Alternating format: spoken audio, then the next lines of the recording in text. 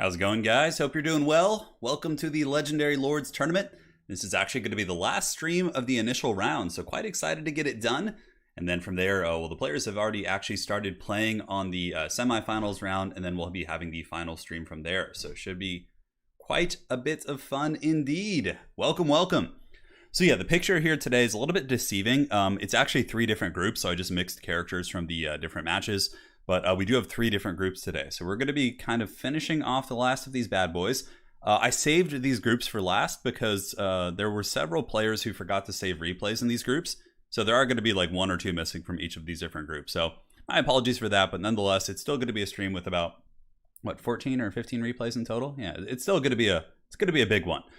Just to give you guys a summary of the groups, let's go ahead and pull this up real quick and find that bad boy. One moment. So yeah, for Group D, we have Grom the Paunch, we have Orion, we also have Tehenhauin, and then we have the Dwarves with Thorgrim Grudgebearer. So that is Group D. And then going over to Group K, we have Clan Pestilence and Skrolk facing off against the Snake Folk. We have Khalida there. And we do also have Throth the Unclean as well as Bretonia with the Faint, not Faint Enchantress, but I think this one's King Louen. Or Alberic. Yeah, I think it's King Louen in this group.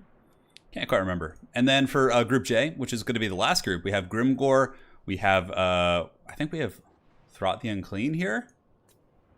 Yeah, then we have Mazdamundi in that group. And then last but not least, we do have your girl, the Crone Hellebron. So it is going to be 3 different groups today. So we'll be going through a bunch of replays and going from there. So I don't know if it's going to be 4 hours. Yeah, we'll see how long it takes. We'll see how long it takes. Yeah, it's going to be good. Hey, Seisman, really appreciate that. So I probably mangled your name. I'm so sorry. I could ask my lovely wife how to say it, probably.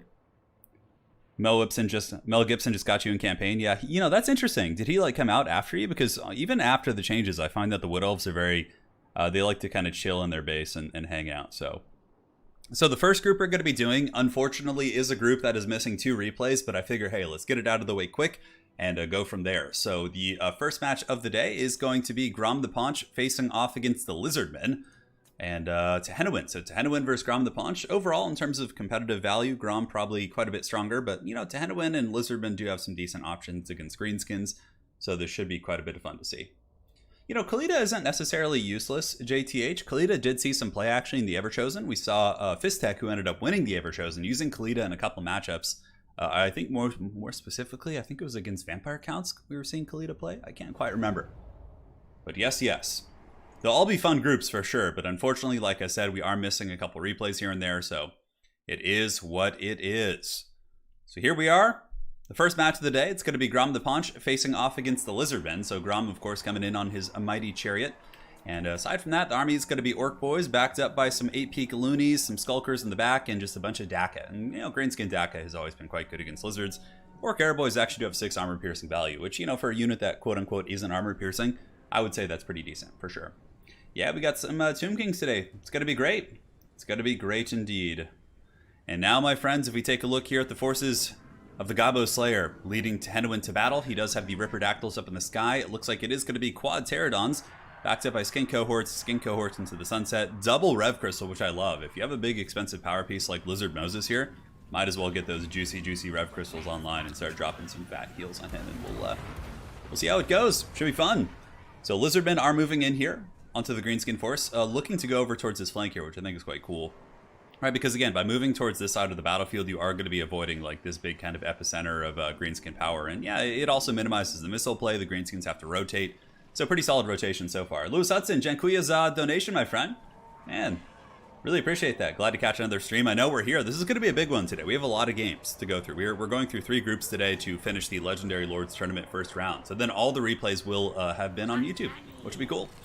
So the big Monster Mash squad moving into the Orc Boys, certainly getting some serious damage. And Grom the Paunch does move in. He pops his Lucky Banner to give him ward save and also melee attack. So he's going to be quite durable there against those big beasties. But the Orc Boys certainly do not hold up terribly well. But the Greenskin Daka is singing quite well into Tehenhauin. You can see the damage is already starting to add up. But there is a response of Pan's Pelt to give him some physical resist.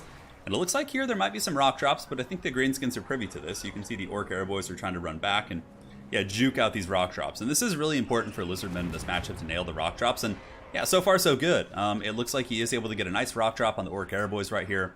And those bad boys are going to be softened up pretty good. And continuing to try and follow those archers. And even if, you know, the archers, yeah, nice rock drop there on the Rusty Airs. It looks like the one on these Orc Air Boys did miss. But, you know, 2 for 3 really isn't bad. He's able to get some really nice stoppage right there. Now, the Greenskin Dinos continuing to try and push back to the archer line here. It looks like there is going to be a smoke bomb going down from the nasty Skulkers, which does tie up all 3 big dinos, although it looks like it's about to wear off, or maybe one of the Rev Crystals didn't quite get hit. And in the backfield, we do have a Pterodactyl fight. So Pterodactyls do decide to dive down and fight, but there are Spider Riders here. A bit of a very, very risky play. Oh, where's this going? Oh, yeah, baby. Oh, yeah, get those goblins. Oh, that's brutal. AP Looney's getting shredded pretty good there, although it kind of rotates just the wrong way there at the end, which was a little bit unfortunate, but, you know, you can't have everything in this cold, cruel world. Yeah, the big Pterodon fight here in the backfield. We do have the Pterodon Riders staying combat with what appears to be Biggins as well as Spider Riders. Essentially a hard counter against said units. And some of the Spider Riders do get broken, and it looks like the Ripperdactyls do get away, so it's not the worst trade in the world for the Lizards. Bounce Power is a little bit Lizard favored here, actually. You can see the Star Chamber Guardians moving in to fight the Orc Biggins. Grom the Paunch here is going to be trying to help out and fight. But the Star Chamber Guardians should be able to do some serious damage there for sure. Greenskin Skirmishers chasing down what appears to be some Pterodons on the edge of the battlefield. And up in the sky here we do have the Palhuxa Sentinels. We're just kind of sitting above the archers trying to drop some shots. There's no screen blocker. You're not going to get me this time. Not today, baby. Not today. The Palhuxa Sentinels are shooting into the Orc Air Boys and seem to be doing all right. Here comes maybe another dive here on these Orc Air Boys. Can't quite tell.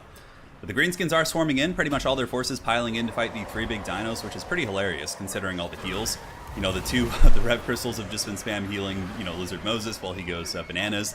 Unfortunately for Lizard Moses, his Burning Alignment, or his Ion Cannon as we like to call it here on the channel, doesn't have access to any nets or anything like that, because man, a net on this Greenskin army would probably just instantly win the game. If you got like one big net and got a solar bombardment here on this whole pocket, that would just be really, really foul. So I did see a heal go down from the Bastillodon. Palhuxa Sentinels chasing down some Orc Air Boys here. Manticore Summon going after these Orc Air Boys, and they seem to be doing pretty good. Across the battlefield, we have some Skink cohorts being swarmed by the Squig Hoppers, and Grom the Paunch is basically just poaching on the edge of the battlefield, going for whatever freebies he can basically find, which isn't bad. You know, Grom obviously isn't going to hold up super well against the big dinos. And another Vindictive Glare going down. It looks like the Manticore does partially absorb some of that. And unfortunately here for the Lizardmen, we still do have the Rusty Arrows that are Still 64 of 90 models, pretty good stopping power, and they seem to be doing some good damage here against Tehenhauin, who is afflicted by the smoke bomb from the nasty Skulkers, and this bad boy is being held in place. But bounce power is kind of normalizing a little bit. It looks like as the Lizardman dinosaurs start to kind of waver and get focused down here by the remnants of these archers, the bounce power does kind of creep back. But ooh, it looks like there's going to be a burning alignment. Is it going to get some value? These are just orc boys, but it looks like they're piling in even more. Oh yeah, baby, give it to us. There's the burning alignment coming in from Lizard Moses, going to be tearing through all of those units. And that should be enough to get a tear route at least, right? Man, those orcs are really holding up quite well. But the Greenskins do pull ahead on the bounce of power. As around the battlefield, you can see many aspects of the battle are quite good for the old Paunch boys. Star Chamber Guardians being chased down by just some chaff units. The 3 big dinos are really the last epicenter of power. The Manticore Summon is gone, and the Greenskins still have a fair amount of DAC. And Grom the Paunch himself can definitely get in there and do some work. Ripperdactyls are also going down to Spider Riders as well as Orc Boys. And Ripperdactyls are not a cheap unit, and I don't know if they quite paid for themselves, but that is going to be the first game, most likely going here to the Greenskins. We did get to see the juicy burning alignments, and I think that was quite cool. You can see here Tehenhauin riding on his big palanquin here, whatever the hell it is. And what kind of value did he get? Only 1,300, even after the 2 beams. Looks like now he's going to be going after the Vindictive Glare Caster. Certainly not a bad idea, but the double Rev Crystals are now getting chased off. This other one is Shaken, 34 Leadership. There could be a Cold Blood to maybe kind of keep it fighting, but yeah, Squake Hopper's coming in. This is going to be a big old surround. And it's only a matter of time before, you know, Big Chungus, Grom the Paunch, comes back. He was actually chasing off some skinks or something, and now he's actually making his way back. So he even made a little bit of a mistake by leaving Grom, like, chasing something for so long. But with Grom coming back, you know, it should probably end the battle, I would say. Rock drops do more damage. Yeah, rock drops are quite good. Probably a staple of competitive Lizardman play, I would even beg to say. Granted, I'm not the best Lizardman player, but typically you see players like Felcon and these Lizardman mains using them to pretty good effect. And the rock drops were good that game. Like, he got 2 really solid rock drops. It wasn't bad at all. So, yeah, overall, you know, Grom overchased in some areas, but still the Greenskins with the volume of numbers and the Greenskin DACA. And also something we didn't really focus on too much that game was the Squig Hoppers just kind of cleaning up shop on all the skinks and kind of periphery units. So the Lizardmen really didn't have that much support. It ended up being their dinosaurs versus just like Biggins and Orc Boys, which, you know, it's not the prettiest situation when there's a bunch of Greenskin archers kind of shooting at you, but yeah, it was fun for sure. I love the idea of like trying to just like raid boss Tehenhauin with the double Rev Crystal, but you know, in the end of the day, he didn't do that much to kind of justify the healing that he received. Yeah, Greenskins are Greenskins. Spider Riders, Archers, Biggins, Grom. The works, man. The works.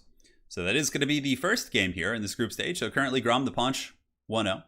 And Tehenhauin is 0-1 at the moment. So we'll be loading into the next match and we'll go from there. Turin sounds like he's coming down with the cold. No way. I feel great, man.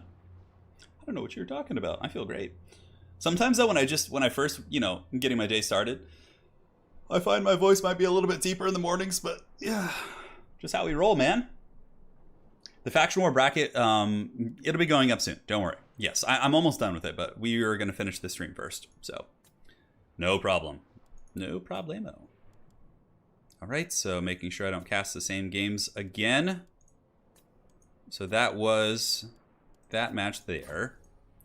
And now we can do the Gobbo Slayer, aka Tehenhauin, facing off against Zakpi, Sane, and the Dwarves. We're going to be led by Thorgrim Grudgebearer. Work Boy's doing work, man. How do I get into your events? You just have to join my Discord.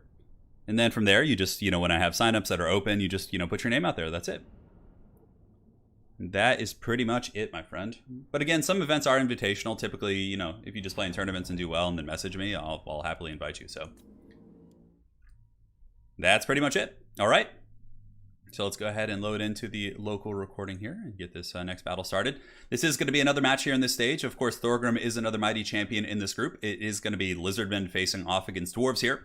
So taking a look at the forces of the Lizards here, and Lizard Moses and Gobbo Slayer, he's got Saurus Warriors into the Sunset. A whole shit ton of Saurus Warriors. A couple skink cohorts on both sides, including the cohort of Sotek, and Ripperdactyls. Ripperdactyls are often used against Dwarves. They have really good armor-piercing values and bonus versus infantry, so quite exceptional at tearing up Dwarven infantry. Lizard Moses is going to be on the ground here, so it looks like he is going to be on foot today, which is smart. Dwarves have Trollhammer torpedoes, a lot of anti-large, so you definitely want to avoid that kind of witchcraft if you can.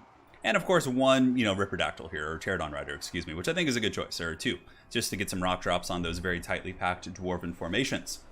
So looking down here, you can see the Dwarf army is going to be Thorgrim, blasting charges layered with Longbeards. We do have some Slayers defending the secondary line. double Trollhammer Torpedo with Quarrelers, actually. 1 unit of Quarrelers, maybe just as like a tech piece against Pterodons, and a single cannon here in the back. And that is it for the army. Yeah, today's today's stream is going to be 3 different groups, each of which is missing up to 1 to 2 replays. This one is missing 2 replays, but the other ones are only missing 1, so they'll more or less be complete groups. But yeah, we're just kind of trying to get through it and jam and get it done, man, so we can get on to that next stage. Trollhammer Torpedoes shooting into the Saurus Warriors. Oh, look at this. Oh, this is cool. These are actually gold chevron Saurus, 36 and 42 in the combat stats. Okay, you don't see that terribly often. Now, the Saurus moving in against the Longbeards, and the Longbeards, of course, typically trade very well against Saurus with their armor and just their great combat stats to boot. Blasting charge is coming in as well, but the Manticore Summon and Pterodon line is now descending. And look at that, Pterodon's actually opting to land here, but Thorgrim is nearby, and Thorgrim certainly can put some big hurt. Ooh, a nice rock drop there on top of the Dragonback Slayers. And on top of that, the Pterodons are now sitting on top of the Dragonback Slayers, just kind of poisoning them with them little darts right there. Good value all around, but this is a very risky land here for the Lizards. I feel like the cannon isn't that urgent of a target. You've already closed the distance. There's not even that many great targets for the cannon. You can also just circle it, but now skinks are coming in from all directions. We get the cohort of Sotek piling in to fight the Dwarf Warriors, and the cohort of Sotek will decisively defeat these Dwarf Warriors, no problem. They have amazing armor piercing, but that's a lot of losses for sure. Losing a Ripperdactyl unit outright there, more or less. This other one looks like it's shattered off. So that's a big, big loss for the Lizards, but was it worth it? They got the cannon kind of low, but the cannon's still online, so at the end of the day, I feel the Dwarves really came out ahead in that trade right there. So a little bit of a tricky pickle. But, you know, on that same note, Cohort of Sotek does get through. They are refusing to die, and now they're popping in to fight the Dragonback Slayers, which again is good for them. Dragonback Slayers don't want to be fighting chaff units. And it looks like the Skink and Saurus are bunker busting the weaker positions of the Dwarf army. You can see here the Dwarf Warriors are broken. Lizard Moses getting in there with his steel tablet. And, you know, Lizard Moses does have actually pretty good armor piercing values with his sacrificial dagger, which is strange. Wulfric's mighty sword and, you know, and Chaos Infused Power doesn't have armor piercing, but Tehenhauin with his little prison shank does. Don't ask questions. It's some Warhammer stuff. But yeah, the Dwarf army really actually buckling. You know, some of the backline engagements were very favorable for the Dwarves with their Slayers kind of dominating, but the Gold Chevron Saurus, that's a very interesting tech piece. They seem to be winning against the Longbeards pretty decisively, and now pushing in through the blasting charges, the cohort of Sotek collapses that flank, and now the Slayers are stuck in combat fighting, pretty inefficient fights. Now, the reason why the balance of power isn't so bad here for the Dwarves is because they got a massive early power grab by basically crushing 1,000 gold plus units via those pterodactyls or the ripperdactyls. But now it looks like it's probably going to start ebbing into the favor of the Lizardmen, unless Thorgrim can go like Super Saiyan and just absolutely smash Tehenhauin, which could happen. I mean, Thorgrim in a straight up fight would dominate Tehenhauin, so we'll see if they're going to end up fighting here. It looks like the toilet seat's going, man! He's got that axe, he's ready for business. Gets the big overhand chop, and Lizard Moses has taken his 10 commandments elsewhere, perhaps. We'll see. Although it looks like he's going to keep kind of staying in combat. No, he's going to get away. And he is faster. He's got 46 speed. He's still a skink. And Thorgrim only has 30 speed because those little poor dwarves are having to carry his bulbous weight. Now, as far as what the dwarves have left, a bunch of Slayers. Here we do have some Longbeards fighting, and a Runesmith as well. I mean, there are a fair amount of Dwarven forces rallying here. Also, 2 of the Trollhammer Torpedoes were able to get back online, which is pretty substantial. That gives you some nice stopping power against these, you know, Saurus and different units. Yeah, it's not going to be super as efficient as like a Flamethrower Iron Drake would be, but it still can do some considerable damage. You also have to remember that Thorgrim is a relatively hard carry character, so Thorgrim is going to be a real pain in the butt to bring down as he continues to move around, because the only real armor-piercing unit here is Tehenhauin, and yeah, I guess the Ripperdactyls might come back, but he is a large target, so they don't even get their bonus for his infantry here. More Dwarf Warriors piling in to help the King. Really quite curious to check the Saurus Warrior value after this game is over to see what kind of value was accrued with the gold chevrons. Kind of an interesting tech, you know, I don't think I've ever seen that before, like en masse like that. I've seen it occasionally with like 1 or 2 units, but Manticore Summon being used to dive on the Iron Drake Trollhammer Torpedoes, and over here the Pterodon Riders are diving into the backfield with the remnants of these Ripperdactyls. Looks like all 2 of them really trying to shut down the range pieces. Probably will rotate over to the cannon, but you got to be careful. Dragonback Slayers, I think, are nearby, or are these regular Slayers? No, Dragonback Slayers are here, and yeah, they're going to rip these Ripperdactyls to shreds. And on top of that, Lizard Moses, you know, he's surprisingly has 75 armor. I don't know where that armor comes from. He's basically just a skink with a tablet, but I guess that stone tablet gives him some armor. But yeah, he's got to be careful. Dragonback Slayers could do some damage for sure. And now, just like we kind of prophesized, the Lizards with the just the advance of the Saurus line, the Saurus just pushing and pushing, are starting to pull ahead on the balance of power. And we do also see some skinks coming back in the back.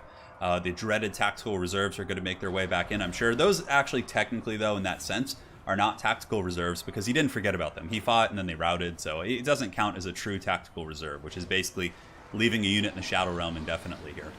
So Feral Manticore is a summon, will be disappearing here in about 10 seconds, could affect the bounce power a little bit. Thorgrim is holding on like a champ. His Runesmith and Longbeards are still fighting as well, but the SARs should be able to do very well in combat. So yeah, 36-42 against 40-49. Man, Longbeards have such good stats, Jesus. But again, the weapon strength advantage does go to the SARs, and there is, you know, a decent amount of armor on SARs as well. So let's see what they've kind of accrued so far. Yeah, almost 600 value, not bad, fighting like Longbeards and sturdy Dwarven infantry and things like that. So Thorgrim making his last stand. Over here, Tehenhauin able to chase down what appears to be the Trollhammer torpedoes, and he's also got the cannon crew on the run. He will be coming back in soon, I am sure. But yeah, this is a very, very grindy matchup. These Longbeards here have 31 models, but against 61 SARs, no way they're going to win that. Runesmith is broken as well. And I think that is going to be it for this particular battle. It looks like Thorgrim is going to be paying the Troll Toll and will be going out here in a moment. Foe Seeker, you know, he's trying to give those dwarves a little bit of a vigor buff, the bad boys who are carrying him on the ground. The Runesmith being expertly chased off here by the Pterodon Riders. And yeah, good night, Sweet Prince. They will be gone for now. Over here, Skin Cohorts up on the high ground chasing off the Trollhammers, and it looks like the Dwarf player will withdraw at that point. Lizard Moses getting a victory on the board against Thorgrim Grudgebearer. So right now, Gobbo Slayer is 1-1. Thorgrim is 0-1, and then of course we did have the previous game where Grom the Paunch is 1-0. So that is kind of a current summary of this group. And yeah, honestly, it was a good game. The Gold Chevron Source deck, really interesting. Yeah, look at that. 684, 1,000, 1,500 on these Source. Holy shit. 900 and 900. Okay, for any of you guys who are Lizardmen players, maybe there's a little bit of something to this in this matchup. It does perhaps give them the edge over the Longbeards, which they usually lose to, but the Gold Chevrons and the stat advantage, pretty good. Yeah, obviously the Ripperdactyls were a little bit misused. I think diving on the cannon was a big folly, and you know, it gave the Dwarves a chance to kind of get back in the game, but nonetheless, he was still able to push through with his SARS line. And obviously, this build is fairly, you know, not super standard, but, you know, has the Trollhammers as a cannon, has plenty of anti-large, and then also Longbeards typically win in melee against Lizardmen, but not in this case, I guess. That was really cool. I enjoyed that one. So, GG, well played. We'll be moving on to the next match here in just a moment. And let's do it, guys. Let's have some fun. So again, the thumbnail doesn't necessarily represent the group as it is. It's just kind of a thumbnail from each of the groups. So, all right, so we had that. The Cult of Sotek versus the Dwarves. So next up, yeah, the ones we're missing are the replays from the Wood Elves mainly, because unfortunately our Wood Elf player did drop from the tournament after a couple games, so that's why we're missing a replays, because he just didn't play his last game. So we got kind of pwned there, unfortunately. Yes, yes. Gobbo Slayer became what he swore to destroy. Yeah. All right, guys. So next match is going to be the Dwarves. Actually, we could do Wood Elves or Screenskins. We haven't done that yet. So let's go ahead and load in. It's going to be Grom the Paunch against Orion, King of the Woods. Sarmatian is playing the Wood Elves.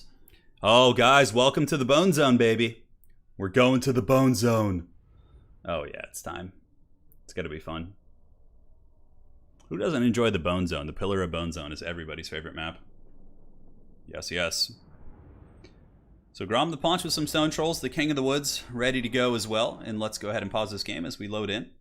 And I'm going to grab some water, and I'll be back in just a moment, my friends.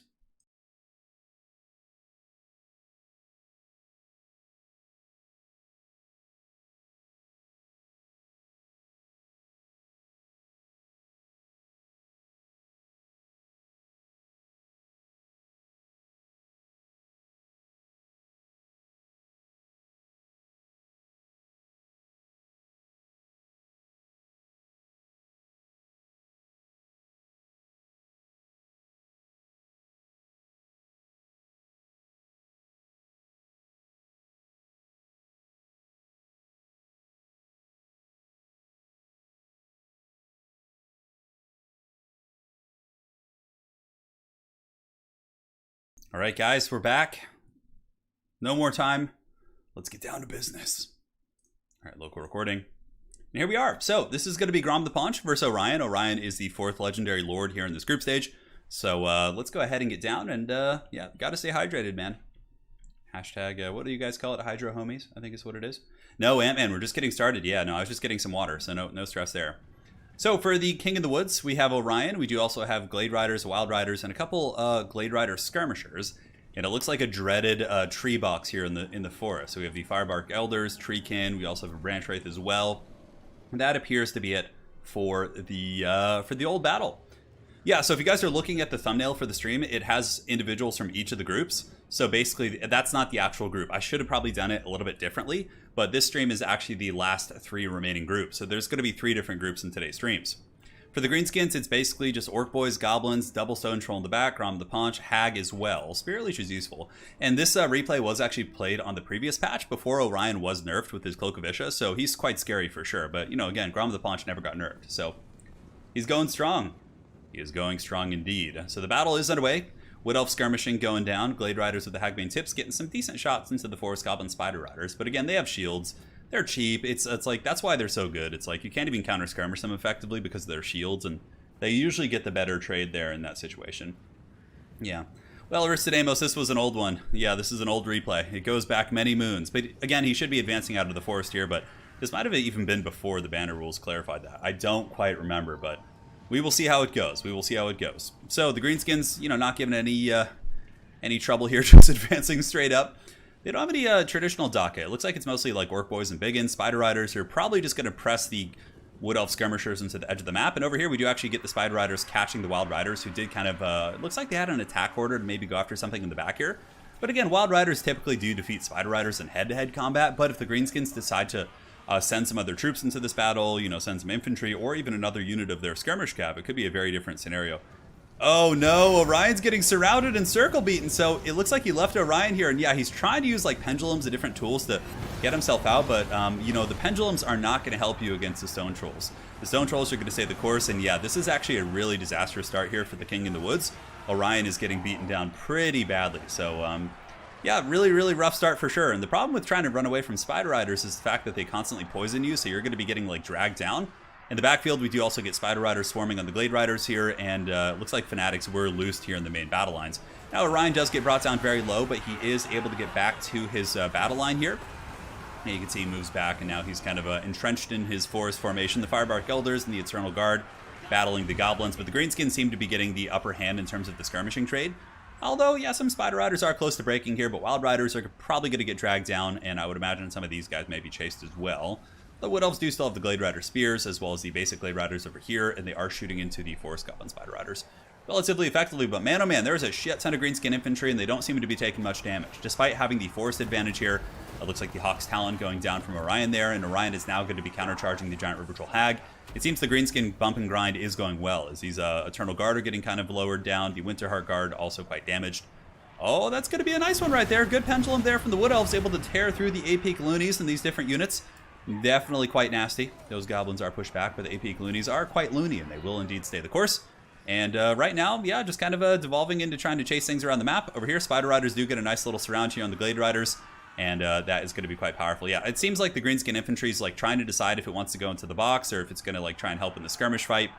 But so far, Sarmation is, you know, getting his legs back here in the mobile game. The Glade Riders chasing down some skirmishers there. All of his missile cav have more or less stabilized, and somehow these Wild Riders really have done the trick and somehow survived all the pressure that was going on there. So, yeah, so Ryan, king of the woods here, yes, king of the forest, king of the foliage here in the Pillar of Bone, the Bone Zone as we like to call it. But you know, trying to bump and grind with greenskins like this, with the Biggins and the Trolls kind of fighting shoulder to shoulder, is going to be tough. The damage output for the Wood Elves, despite having a favorable position, which technically would probably be a rule break since he's kind of like forest camping with most of his army here. But again, neither player brought this up to me after it happened, so I'll investigate rule breaks if they tell me about it, but I didn't even know this happened, so neither player mentioned it, so it is what it is. The Stone Trolls and Orc Biggins moving in, Winterheart Guard getting that juicy Earthblood, but really the Treekin, I just don't think they're going to be able to burn through the Stone Trolls, man. There's 10 Trolls here, we have 8 here, both of which have the potential to heal up to a pretty massive amount of HP. And there's just so much more coming through. Orion is actually almost dead. He's at about 700 HP as well. So Orion is in some trouble for sure. And it looks like another Spirit Leech going down. Magic damage is one of the best ways to kill Orion. And now it looks like some spears moving out of the forest to attack the River Troll Hag. Grom the Paunch is kind of chilling back here. Looks like he was busy in combat, but, you know, the dreaded Grom Tactical Reserve, I'm sure he'll move back in here in just a moment. But now the Greenskin Infantry Horde, it's like, I've had enough of this shit. We're going to move in. Orc Biggins will actually do exceptional damage against Orion, and Orion getting a really, really nice Hawk's Talon here. That should bombard quite a few of these infantry, so here it comes, down from the skies, and the Greenskin Infantry here are getting mulched pretty good by that bombardment. But now they have the full surround. In the Wood Elves, though, they do have good leadership. I don't know why he's... Yeah, I guess they're terror routing out. But the Orc Biggins should definitely stay in combat here. Grom the Paunch, it looks like he has gotten back in combat. So yes, he has. It looks like he was just taking a bit of a breather. He's now moved back in. He's attacking the Eternal Guard. And yeah, so you basically... Yeah, you can't camp your army in a forest and then have like skirmishers attack and then force them to come fight you in the forest. Yeah, like if it happens like naturally, that's one thing. If like two armies advance and end up fighting in a forest, but if somebody's like sitting in a forest or like an enclosure, it's hard to tell because now you can see there actually is like a forest here. But if you zoom in, it's like because I have the trees turned off, you can't quite see it. But it is what it is. Grom the Paunch moving back in once again. Stone Trolls still going strong. Orc Biggins a little bit shaken up. Firebark Elders are actually in relatively good shape. That would be really big for Sarmation, actually. If he were able to get his skirmishers and chase down these Stone Trolls here, that would be an incredibly powerful grab. But it looks like the Stone Trolls are going to be making their way back in. And yeah, doing it, man. Doing it to it. Yeah, hill camping is a little bit different. You can typically just sit on top of a hill. But that's why it's the impetus of that is more on the tournament host to make sure that, like, maps that allow for hill camping aren't put in. Because if one side has a hill and the other one doesn't, it's extremely unfair. So if there are going to be hills, you at least need to make sure it's symmetrical and both sides have access to, you know, a hill so they can both kind of form strategies around that. But yeah, hill camping isn't... I think forest camping is a little bit more degenerate because a lot of units take substantial penalties fighting in the forests. And it also doesn't really make for exciting gameplay, in my opinion. So yeah, just my 2 cents about that. Greenskins moving back in with a bunch of Orc Biggins and Goblins, really just grinding down this Wood Elf army and still pulling ahead on the balance of power ever so slightly. It looks like Goblins moving back in with some Stone Trolls. Stone Trolls still have 8 models and are regenerating quite happily. The other unit of Stone Trolls is being hunted down by these Skirmishers here of Sarmation, which is a very strong play. Grom the Paunch appears to be trying to liberate this situation. I mean, maybe there's a slim chance he might be able to like stagger them and get them to like fall back and fight. But it looks like these Stone Trolls are going to be escorted, excuse me there. Oh man, that was quite a burp there. Escorted off the bone zone. Although, I don't know, the Trolls are kind of like faltering a little bit. Grom gets in there. If he rallies these Trolls, that's going to be a pretty big disaster here for the forces of the Hardwood. And now the King of the Woods, Orion, getting in there, going after the giant River Troll Hag. She is actually broken and now running for the hills. So the Hag is on the run and looks like there's not going to be any follow-up as Orion does get piled in on by these Orc Biggins. Yeah, the Greenskin Infantry really just slowly outvaluing a lot of the Wood Elf troops because they have been dragged out of the forest. So now the advantage they had fighting in the trees against like the Trolls with a bunch of spears and like the very tight boxes are kind of out the window. The Greenskins have them in open field, and I would imagine these Biggins are just buzzsawing through the Eternal Guard. The Branch Wraith is probably going to be next. And the Trolls are back. That's huge. Yeah, so 7 Stone Trolls have just come back. I believe the other unit of Stone Trolls is still going pretty strong. I would imagine they've accrued some pretty serious value, and the Giant River Troll Hag has also returned as well. Will she be able to return? Orion's coming. His hooves are a pounding, man. Looks like the Spirit Leech is going to be going down. Spider Riders, Wolf Riders, actually, going to be sent in as a sacrifice. Might be able to save the Hag, but it looks like the Hag probably will be breaking right there. So we will see. How's Orion still alive? Well, that's Orion for you, especially pre-patch Orion. These games took place on the previous patch, so the replays are a little bit older. But I switched back to a previous version of the game to make sure that the replays would be fine and there would be no problems with them. But yeah, Orion gets 44% ward save against all damage types when he gets low, below a certain HP threshold, and he also starts to heal. So even when Orion gets low, that's when he really becomes very, very tough to kill. So that's how it goes.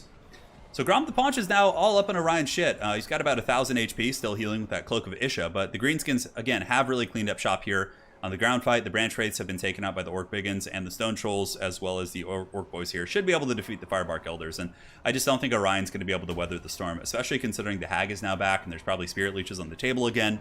Greenskin is, yeah, going to be sending out some Orc Boys to intercept the charge of the Glade Riders. Glade Riders will get some decent impact damage. Might actually break the Trolls, too, which is quite strong. And Orion does cause terror, also. So that's a pretty big change right there. Pretty big change indeed. So Stone Trolls moving in. They got their clubs out. Going to be taking these Firebark Elders to the club for sure. But looks like the Greenskins probably going to edge this one out. Grom still has a ton of room before his healing cap. And they just don't have any support left. Firebark Elders will hold a little bit longer, but not against Stone Trolls. Stone Trolls will make them pay the Troll Toll. And they'll be being taken out of the Bone Zone, no problem. So about 900 value on the Stone Trolls as they continue to beat on those Firebark Elders. And Orion is going to be moving in once again. Getting some nice terror routes, though. These Orc Biggins are getting terror routed across all fronts. Grom able to Spirit Leech down that Hag over there. Not Hag, excuse me, the Branch Wraith. And that's going to be it. So now it's basically just Orion versus the world. And, you know, I've seen Orion win games like this before. I doubt it, though, since there's still a fair amount of greenskin units on the battlefield with the 2 heroic characters. Although, look at this. Orion is actually shanking, man. Wouldn't it be funny if he brought it back from army losses? But now Goblins pile in. Little Goblin Prison Shanks. Oh my god, Orion was such a raid boss pre-patch. Like, look at this. This is insanity. Like, so many things in that game didn't go great for Wood Elves, but even still here, Orion is like almost pulling the game back, which is really terrifying. Because of the terror route too on like things like Stone Trolls, although Grom does give immune to psychology when he's nearby. And the wall is going down and Orion finally falls. Holy shit, man. Yeah, that was crazy. That was crazy indeed. How can we see the brackets in the groups? If I show you the bracket, the problem is it'll spoil the results for you. Yeah. Firebark value 957. Yeah, so that probably would have been a little bit of a rule break from the Wood Elves there. We would have made them replay if either player complained about it, but in that case, it doesn't matter. But holy shit, look at the Orion value. God damn. Wait, did they change? Orion is still good, but he's not as brutal now. They lowered his ward save down to like 20%, I think, from 44. Orion got 4,300 value. Like, everything else in the Wood Elf army kind of underperformed, but except Orion, right? Like, Orion, like, almost carried that game. 4,300 value. Now for Grom the Paunching Company and the Biggins. And don't worry, guys, next time I do the Legendary Lords tournament for the next round, I will be having like more structured brackets and things like that. It's just been tricky because I've been running so many streams like ECLs, Legendary Lords tournament, team tournaments, freaking single faction tournaments, faction wars. It's just been really a lot. So I haven't had as much time to prepare like fancy graphics for every single one. So Meloria, thank you. Howdy Turin, playing 40k in Magic in a hotel right now. And we are playing this in the background. Your commentary shall serenade our hotel room. Dude, I'm jealous, man. I want to play some 40k in Magic. Are you guys playing Commander? I feel like you're a Commander person. Yeah. That sounds like a good time. Thank you so much for that donation, and hope you and your pal are enjoying yourselves. Holy shit, man. That was crazy value. Grom the Paunch doing well. Spider Riders, of course, being Spider Riders. And yeah, the rest of the Greenskin army just pretty even keel across the board. All right, there are 17 groups in total. So we are casting the final 3 groups right now. So let's go ahead and get into the next game and do it to it. All right, so we are missing 2 replays from this group. We're missing the other replays with Orion, unfortunately, because he didn't save his replays or send them to me. So now we do have Grom the Paunch versus the Dwarves here. The mighty Dwarves. Yes. Yeah, Orion is a beast, man. He's terrifying. They made it physical resist and only 22% on Cloak of Isha. Okay, yeah, makes sense. Makes sense indeed. Next match is going to be Dwarves. Oh, we're once again on the Bone Zone, baby. Who wants to be taken to the Bone Zone? The Dwarves, Thorgrim also had a little bit of a tumultuous adventure here in this tournament because originally he was played by Amove Hacker, who dropped out of the tournament because of computer issues, but and is now playing in my other tournament, so I guess the computer works now. But we do also now have it being played by Zach B. Sane. So this game was played by Amove Hacker, and the other dwarf game you saw was being played by Zach B. Sane. That's some delicious water. Hydrate up. Let's do it. Next game here. And into the battle we go. So taking a look here at the Dwarf Force, it is going to be a pretty elite army. We have Peak Gate Guard, we have Dwarf Warriors, a Goblobber, Grumbling Guard, as well as 2 Ironbreakers on the flanks with Dragonback Slayers, and a massive Dowie Air Force here. So you can see here we do have the Skyhammer, we have the double Brimstone Gun, and it looks like for the Greenskins it's going to be a ton of Black Orcs. So yeah, we got 4 Black Orcs, 2 Goblin Rocklobbers, a little bit of a light skirmishing corps, but probably not enough to actually punish the Greenskin Air Force. And it looks like they're trying to snipe the Hag now, which is a very, very good choice for sure. So the Skyhammer does have its minigun. The Brimstone Guns do fire damage and anti-large damage, so they can actually do a substantial amount of damage to the Giant River Troll Hag, and they are getting focused down right now, and she is paying the Troll Toll. Over here we do also have the Hammer of Gork, which is being focused down by the other Gyrocopter with the Brimstone Gun, and it looks like the Hammer of Gork may be pushed offline here, but nonetheless the Greenskins are not deterred. The main battle line is moving forward, and the Night Goblins will be unleashing their Fanatics here in just a moment. But the Hammer of Gork, man, doing really good damage against those Grumbling Guard. Beautiful value there from that haggard little Goblin piece. But yeah, you really got to watch out for Fanatics here, like being loosed into the Ironbreakers. Oh, brutal blasting charges as the Night Goblins are sent to the Shadow Realm. And Thorgrim, as well as the PK card, will be massacring these Goblins in a matter of seconds. This is going to be pretty bad for sure. Yeah, you can see the little Goblins being taken to Pound Town as their casualties are adding up. So the Fanatics have not been loosed yet from the Night Goblins. It looks like the Ironbreakers will be able to hold these guys back. And in the backfield, really, really good value from the Dwarves so far. As the Skyhammer Trollhammer Torpedo chases down the Giant River Troll Hag, no problem. The Gyrocopter Brimstone Gun going to be finishing off the Hammer of Gork. Just a ton of value here from the Gyrocopters. There doesn't seem to be enough stopping power in the Greenskin missile play to actually stop the Gyrocopters from doing whatever they want. So now back in the battle line, we do have PK card fighting Black Orcs. PK card will win that fight pretty decisively with Thorgrim's support. He's given them 9 melee attack. He also hits very hard and has pretty good splash damage. So you can see that the Black Orcs are being taken to town pretty damn hard here. So yeah, the Black Orcs still getting worn down across the board. Here we do have the Grumbling Guard. And again, these replays are old, so limitations on certain units might have been changed. This was like several months ago, like 2 or 3 months ago, so I can't quite remember what the specific rules in terms of limits were back then. Really good play here, though, by the Greenskins in the backfield. He is able to get the Goblins fighting the Dragonback Slayers, which you can see has been yielding a pretty profitable result. Gyrocopters have finished off the artillery. Hammer of Gork is offline. The other artillery piece is going down. And it looks like the giant River Troll Hag fully chased off by the Gyro Bomber. The Skyhammer definitely going to be very necessary here in the later stages of the game. 1 unit of Black Orcs is taken to town pretty good, but the Ironbreakers, of course, will lose the Black Orcs in combat.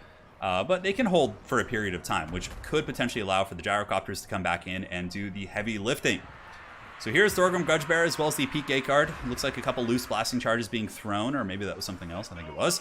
But the Arwar Night Goblins will be breaking in a matter of moments, and the 48 Black Orcs here against 53 PK card should be a pretty messy affair. Grom the Paunch is also here, and looks like he didn't bring his different buffs, so Grom doesn't have like the Grey Dunces here and those other abilities, which is fine. Lucky Banner is just really good, and you know, Grom is honestly probably the best in almost every matchup. He's just so powerful.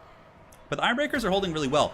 Now, for the Dwarves to get really the victory in this game, the Greenskins, if they just keep playing the Greenskins game and kind of bumping and grinding here with them, Thorgrim is really helping out quite a bit in this fight. They need to get some good bombing runs. Like the Skyhammer needs to get active and just start carpet bombing like these Black Orcs here, like come in here and nuke these ones. That would really allow them to win. But man, Thorgrim with the PK card have been just an absolute value train this game. And you can see here the PK card able to break down the Black Orcs. That was the value on these guys. Must be insane so far. 149 kills. Wow, 1,400 value on the PK card. And they're still going. Grom the Paunch also in combat. We have the Battle of the Toilet Seat Lords here, as Thorgrim is fighting against Grom the Paunch. Lucky Banner active, of course, giving him that juicy ward save. But, man, oh man, that is going to be Grom the Paunch getting his butt whooped here by Thorgrim Grudgebearer. And the Ironbreakers are holding very, very well. Despite, you know, obviously losing their fight, they're holding. They're doing their business, right? We also have Dragonback Slayers moving back in, going to be intercepting the Black Orcs. Not the most favorable of engagements, but it does, you know, provide some extra DPS, and perhaps some Black Orc models will be dragged down here. But Thorgrim and his PK card still grinding through the forces and just kind of waddling to these different engagements wherever they can. I think Dwarves really need to make an effort to kind of stay high and tight, and we need to see some effective Skyhammer play. We really, really need to see it. Okay, there's a nice little run right there. It looks like he is getting some hot payloads here onto the Black Orcs. Not the squarest of bombs, but they are doing damage, which is, you know, important, right? So Thorgrim fighting the Black Orcs over here, the Longbeards, and where did the PK card go? It looks like PK card left Thorgrim's side, which I think is a little bit of a misplay. I think they should have stayed with Thorgrim, getting that melee attack buff, and also the other, you know, auras he does provide are decent under different circumstances. But Ironbreaker is engaging the remnant of the Black Orcs, 19 PK card. As far as value accrued, 180 kills, almost all of which are probably against Black Orcs, which is pretty crazy. Up to 1,600 value, still doing some good damage here. And it looks like the Gyro Bomber is again posturing to get some Skyhammer runs here. So here it comes, very, very close game here on the Bone Zone. Yeah, those Black Orcs getting peppered pretty good. Might actually give the edge to the PK card in that fight. It's very, very close.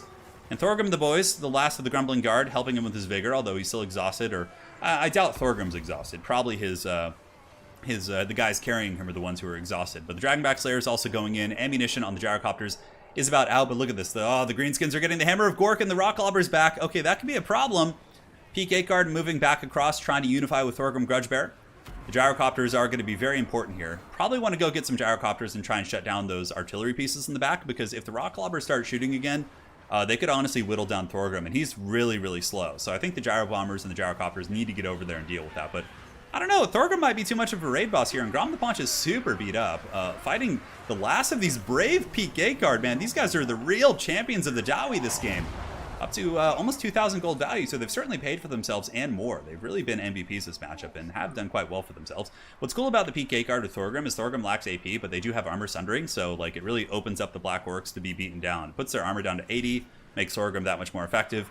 Now the Greenskins are piling in, but the Dwarves are pulling ahead here, guys. Thorgrim Grudgebearer and the mighty Dawi Alliance stands firm.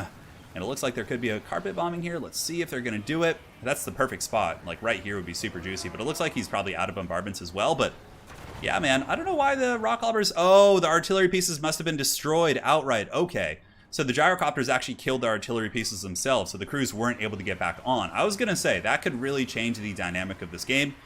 But pretty much everything is being thrown against the wall here as the gyrocopters are being forced into melee, and they're using their rotor blades to try and take down some of the Black Orcs. But now the High King is moving across the battlefield. He's got his big axe, and he's going to be chopping these guys down. And it looks like that is going to be all she wrote for the Greenskins, as they're going to be running in all directions. I mean, where is Grom the Paunch? Is he still around? Looks like he's probably chasing something off the battlefield at this point. I'm not quite sure. He's got to be here somewhere. Okay, yeah. Looking around. Sorry about this, guys. Okay, Grom is back. So we'll do a little bit of fast forwarding because it's mainly just a Dawi grind blob here. And again, you know, Thorgrim and the boys, even the remnants of the Dragonback Slayer is doing great work. And I just don't think anything's going to be able to stop Thorgrim here. Yeah, you can see the Oath of Vengeance used on Grom, although it looks like he's just kind of, you know, cackling. And the dwarves really, you know, having to be careful here. But Grom taking a little bit of damage there from Thorgrim. Thorgrim continuing to beat down these units.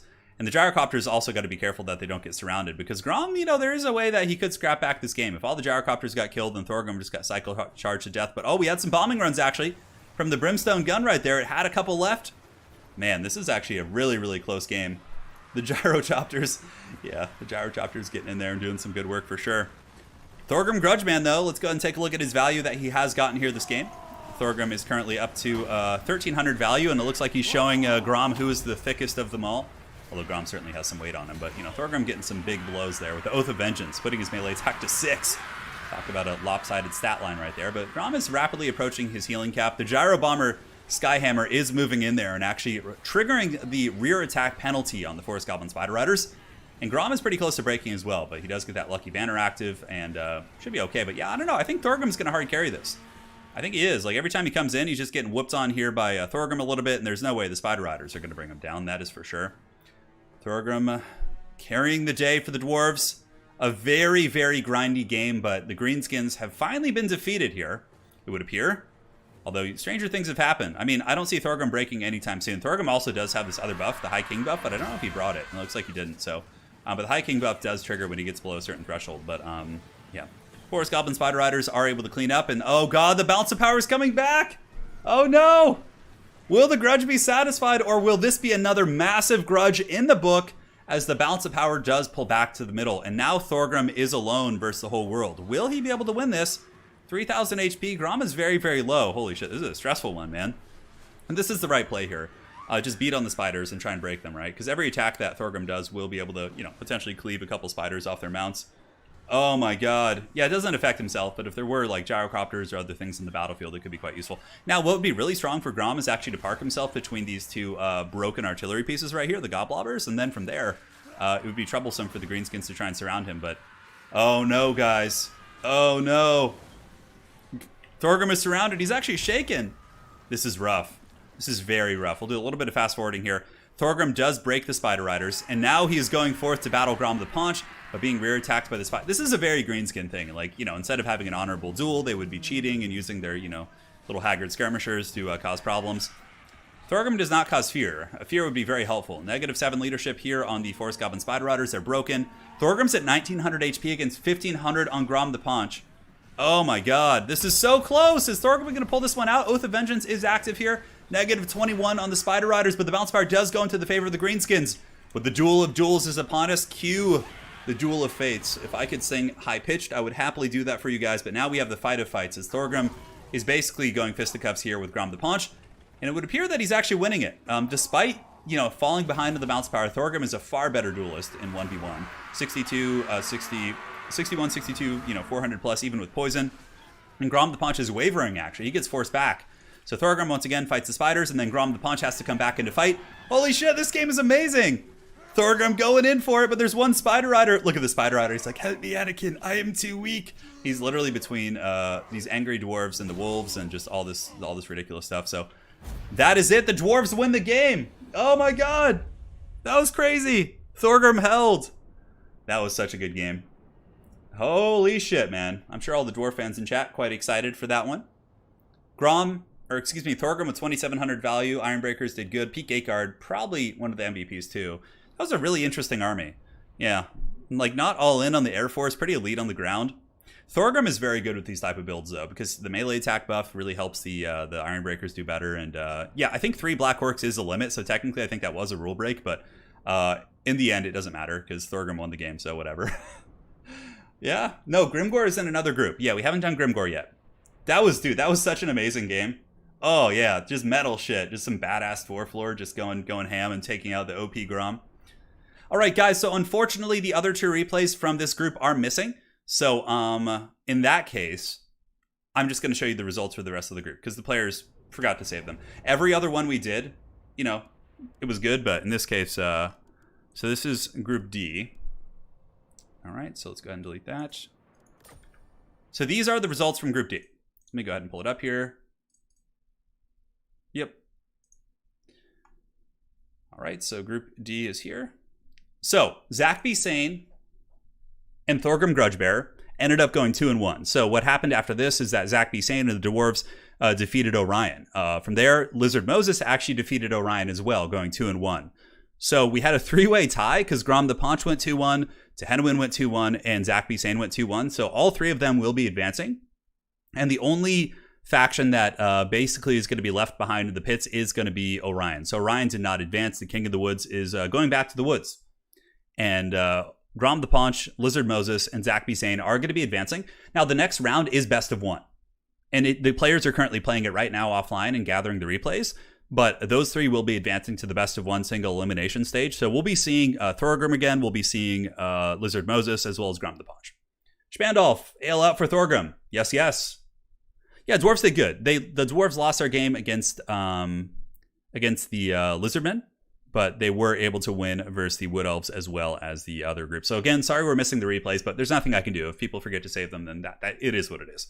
You know, it's a tricky thing. It's a huge tournament with like almost 70 players, and inevitably there's going to be a couple replays that are missing. So yeah, the Dwarf Lords all advanced. Every single Dwarf Lord advanced, I think. Yeah, Belagar advanced. Belagar advanced. Yeah, Thorgrim advanced. Grombrindle advanced. Yeah, every Dwarf Lord advanced in the group stages. Yeah. So, there you have it. There you have it indeed. The Dwarves went 2-1 here in this group. So now, my friends, we'll be loading into the next group. So we'll be starting off here in just a moment. So let's go ahead and do this. Close that down for now. So next we're going to be doing Group K, which has Khalida, has Skrolk, it has King Louen, and it also does have Throt the Unclean. I think. Now, does it have Throt? No. No, it doesn't. No, okay. It has Isabella von Karstein. Yeah, sorry about that. So. I beg you for Group K. It's coming.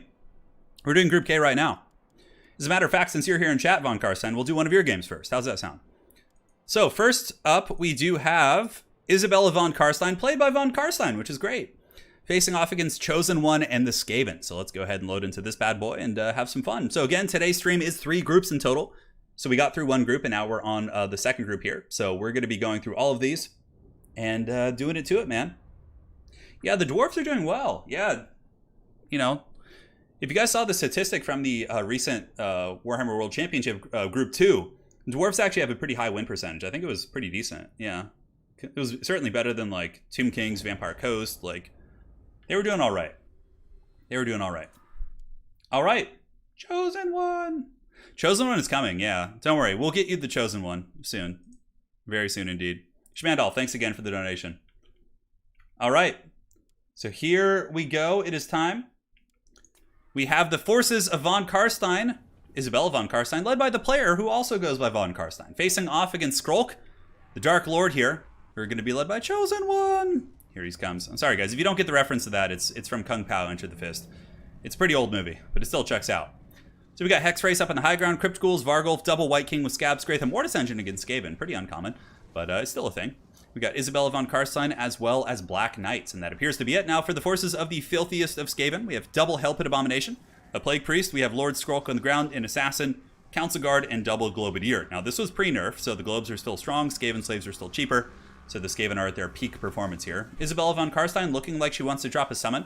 Probably going to be dropping it on top of the zombies here, which is a good choice. So well played there by von Karstein, dropping it on top of the Globadiers, which will buy time for the advancement.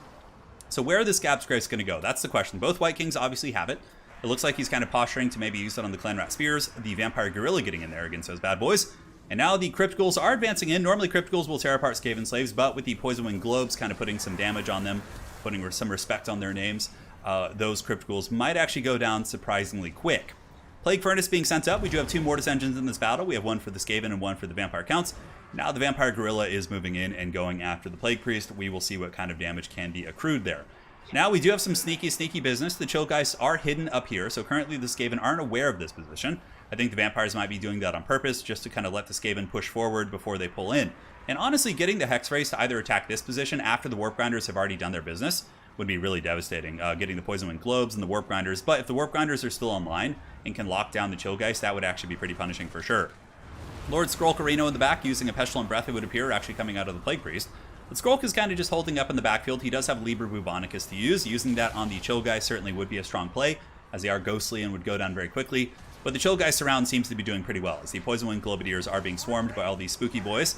And now the Skeleton Warriors are moving in with some zombies as well, so more and more undead trickling in on all fronts. So far, the Skaven have held firm with their Globadiers and their Mortis Engine. Looks like they've kind of formed a little bit of a rat's nest over here where my mouse is moving.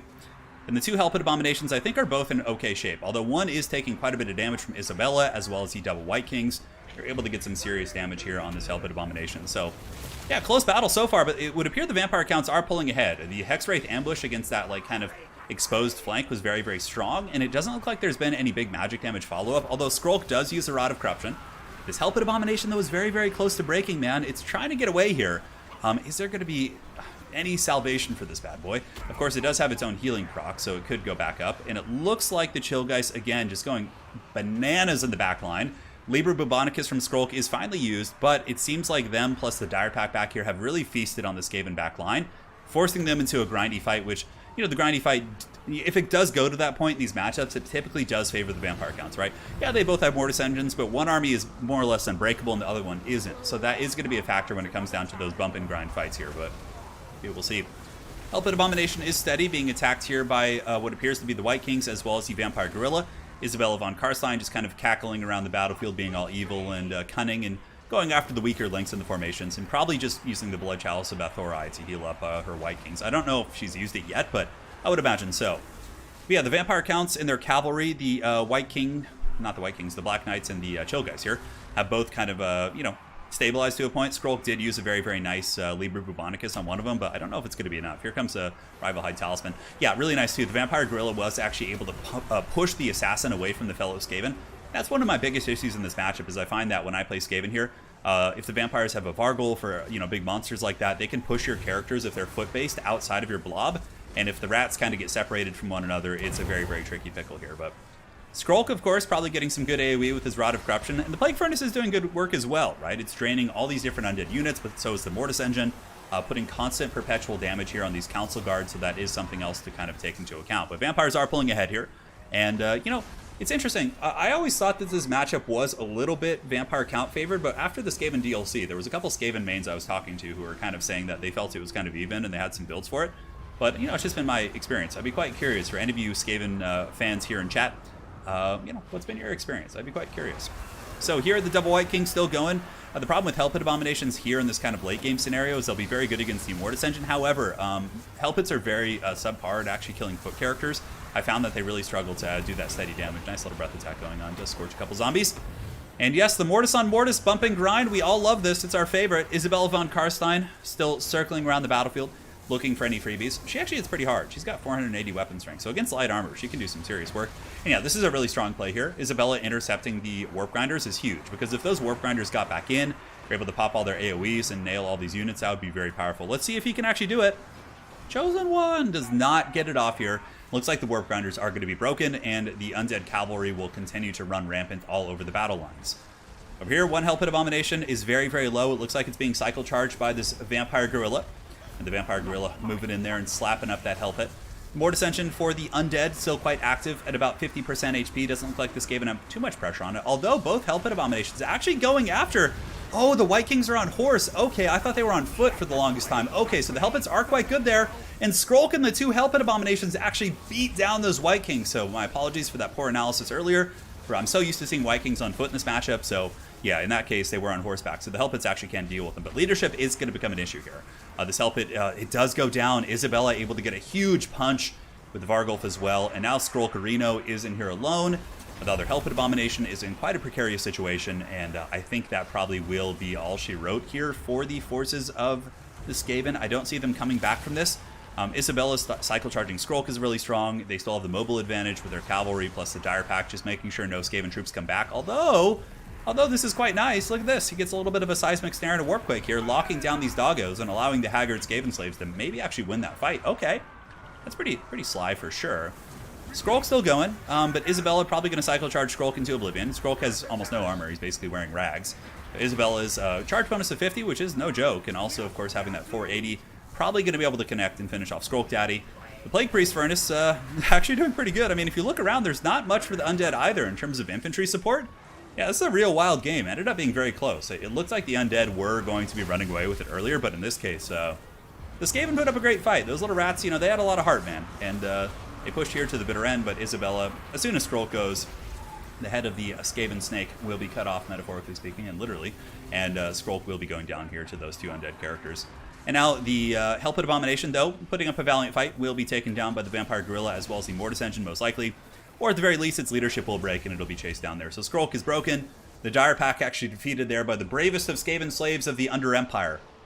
And the White King shatters Skrolk, and that will be army losses. Of course, Skaven love their leadership. They're having their lords on the battlefield, right? Really affects them. GG, well played. That was a great scrap between Von Karstein and Chosen One. I'm going to do it every time. I'm not going to miss it again. I'm not going to miss it. Skrolk did okay. 1,800 value on him. Hellpits, 1,500, 2,000. Pretty solid for sure. Globes kind of got shut down. I felt like that big flank collapse with the cavalry there was really sweet. He like got the globes. He took out like half the infantry. Also got a warp grinder and yeah, it was nice. Isabella also, you know, some nice cycle charging in there. It was a good solid game. It was a good solid game indeed. So currently in this group stage, Isabella von Karstein 1-0, Skrolk 0-1. But again, we'll see if he can get those games back. We'll go from there. Dimitri, so I will ask a noob question. Is Isabella bad? No, she's not bad. She's not bad. Yeah, she's just not as commonly used, but I've seen Isabella used as more of a niche character in certain matchups because if you're going double Banshee or double White King, she can actually be okay because she gives you like a free big heal for them, which is really good. Especially on Banshees, because it pretty much heals them from like no health to full health. It's pretty insane. So Isabella isn't bad. No, I think she's good. Yeah. Not like as powerful as some of the other more meta vampire lords, but not terrible by any stretch of the imagination. Yeah. Not terrible by any stretch of the old imagination. So let's get that next game going. Let's see the other side of the group. This group also has Grimgor, Ironhide, and Khalida. So that should be quite a bit of fun to see them in action. And we'll be loading into the Tomb Kings versus the Greenskins here in this next match. All right, so do we do this? Wait, is it Durthu in this one? I can't remember. No, it's Bretonia? Oh, I might have been wrong about that. My apologies. I'm getting the groups mixed up. Yeah, Isabella and 2v2 is certainly good too. All right, so let's go ahead and do this. Let's delete this replay to make sure I don't accidentally cast it again. And we have that. Yeah, sorry. It's Grimgor, I think, is in the last group. Yeah, Grimgor is in the other group, you know. So this group is Isabella von Karstein, Khalida, Louen, as well as or is it Rapunzel? I can't remember. It's one of the Bretonian lords, as well as who's the other one here? Skrolk, yeah. All right, so now we'll do the other side of this group to kind of clean it up. We do have, yeah, it's Louen. So it's Louen facing off against Khalida here in this next match. And guys, guess what map we're on? We're on the Bone Zone, baby. Yeah, it's coming. Don't call it a comeback. Khalida's been here for years. Yes, yes. I'm doing really good today, Isaiah. Hope you're doing well, man. Hope you're doing well. Loading into the Bone Zone once again. And let's have some fun, man. Gonna have a sip of water here before we get started. Hang out with you guys. Aren't generic? Yeah, generic vampire lords are really good. Yeah. Not generic. I mean, if you're talking bloodline lords, that's what I'm referring to. Like, you know, the blood dragon lord, the von Karstein lord can be okay in like Air Force fights, and you know, Marathi is very strong. She's one of the best lords in the game, I think. Marathi basically puts the dark elves like, you know, on her back and carries them. Really, really powerful with her soul stealers and, you know, all that sort of good stuff. So satisfy the grudge. They've wronged us. Well, at least Thorgrim advanced. All you dwarves in chat can be quite happy. All right, loading in. We got the Tomb Kings facing off against the Bretonians. So for Khalida, we do have High Queen Khalida, no surprises. Casket of Souls, couple halberds, stacked with some spears. In the forest here, we do have Necropolis Knights with halberds and Eyes of the Desert, and a bunch of carrion and cheap horsemen around the map. Basically just there probably to shut down peasant archers and things like that. So here we are. So we have Iskandar, two-horned, playing the Bretonnians, and Happy Puppy here playing the forces of the Tomb Kings. So let's get this party started. For Bretonia, it's going to be peasant archers backed up by peasant mobs, paladins, and King Louen appears to actually be on... Is that Foot Louen? Holy shit! Guys, we got Foot Louen! Oh, yeah, that's exciting. Okay. Foot Louen all up in here. James Matthews, I've been a huge fan of your channel for a while. Do you think the Proud Dawi will get any updates on Warhammer 3? I think eventually the Dawi will get like a free LC, or they'll be used as a DLC opponent for like the Chaos Dwarves. Because how could you not have Chaos Dwarves versus actual Dwarves as a DLC? That seems like it would be too badass not to have. Like, I would love that. Like, you know, that would be so badass. I think Dwarves will get an update, not in Game 2, but I think in Game 3. So that would be my guess. For sure. So the battle is underway. The Bretonian hordes advancing on the Tomb King's defensive position. Obviously, the Casket of Souls is going to be the big dictating factor as to the pace of the battle. So it is going to be shooting into the Peasant Bowmen and these different units down here. And getting some nice shots as those Peasant Bowmen are blasted into oblivion. So the carrion so far, lurking around the wings. It looks like some dreaded tactical reserves here for the pup have been left here on the flank. So Tomb Kings definitely want to pull those in. Khalida right now just kind of sitting. The Necropolis Knights are hiding in the bushes here and preparing to fight the Knights of the Realm. They will win that fight head-to-head, especially with Khalida. But it looks like Knights of the Realm actually did get through. And Eyes of the Desert will do okay here in this fight. I'm quite curious. Ooh, brutal shots coming in. Those Knights of the Realm get melted. Oh, and a very nice net coming in here from the Tomb Kings. That's so nasty. And now the Eyes of the Desert are going to be just teeing off here on these Knights of the Realm. That is some beautiful damage for sure. Look at that. Oof, those Knights are in big, big trouble. As far as this flank goes, Khalida basically just chasing down some of the Knights of the Realm who might actually want to turn on and fight her.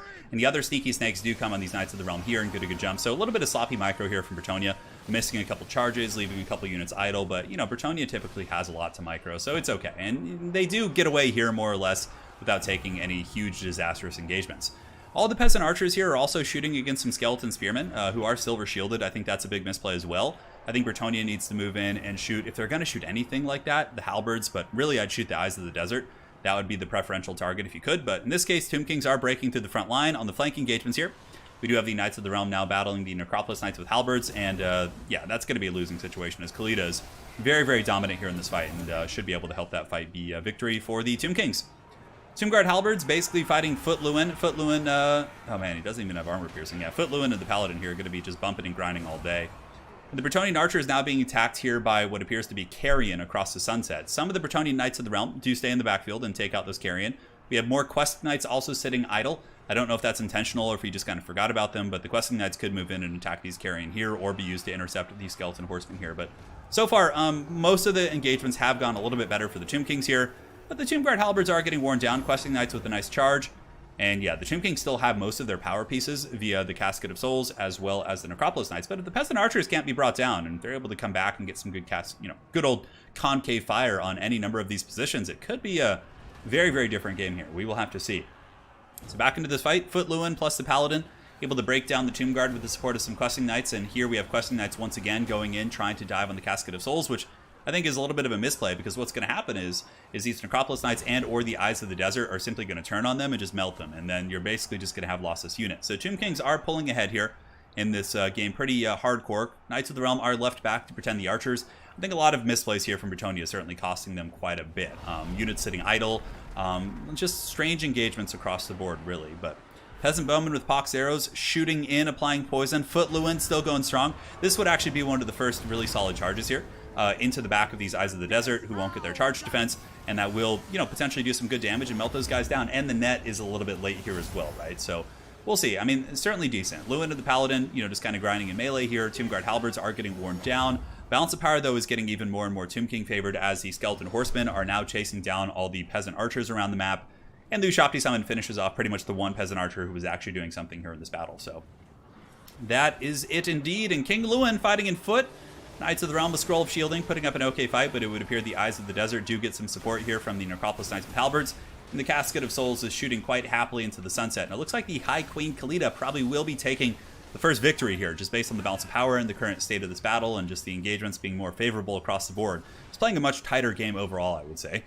And yeah, Foot Louen is going, man. His little Paladin getting gooned out by Khalida. Looks like the Paladin does get taken out. And Foot Louen Probably could be cycle charged to death here by Khalida as well. Khalida is a pretty scary cycle charging character. Charge bonus of 70, poison, really good armor piercing. She's also got Tomb Strike for alpha strike potential, and yeah, Louen is a very good lord. Foot Louen not so much, but Louen up on his, like, in this matchup you'd want to bring Louen up on his big bird. So he has good AP, he can fight in the cavalry fights and be more decisive with the Sword of Couronne. Foot Louen certainly very ambitious, but I don't think it's going to win any beauty contest here. As Khalida and company basically just start to drag down Louen, we do get the last questing knights charging in to try and help out Louen, but again, there's still some halberds here, there's spears here, they're being poisoned by Khalida, we have Necropolis Knights, and also a Casket of Souls nuking them while they're in that main kind of heavy fighting here. So that should be army losses. GG, well played, game is up.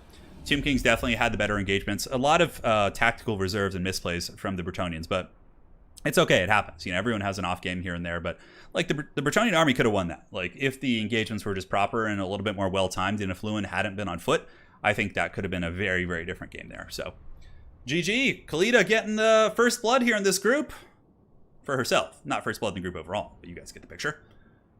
Yeah, Casket of Souls getting solid value for sure. Yeah, the Tomb King's army is fine. It's totally fine. It has nets, it has battlefield control. One of the best plays was getting that net in the beginning on those Knights of the Realm that tried to penetrate and just like dragging them down. That was really, really nasty for sure. So cool plays for sure. And now let's load into the next match here. There you go. This is the last stream for the first round of the Legendary Lords Tournament. So you guys are going to get the full picture. And let's do it to it. So we had Tomb Kings versus Bretonnia. Now, who do we have here? Let's see. Delicious water. Delicious indeed.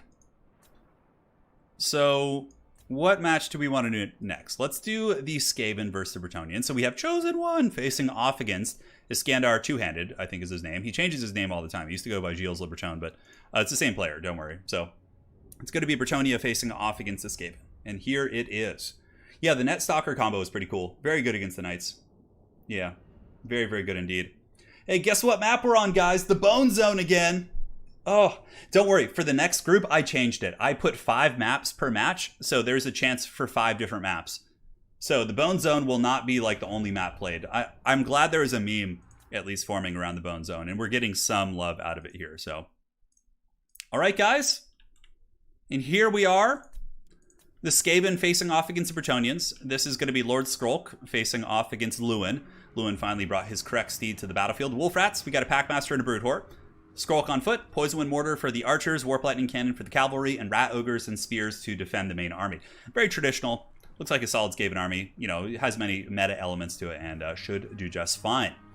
So for the Bretonnians, it's going to be Men-at-Arms, a shit ton of Peasant Archers, Louen plus a Damsel for healing, and in the backfield we do have Knights of the Realm here and here, and Knights of the Realm here, here, and Grail Knights as well.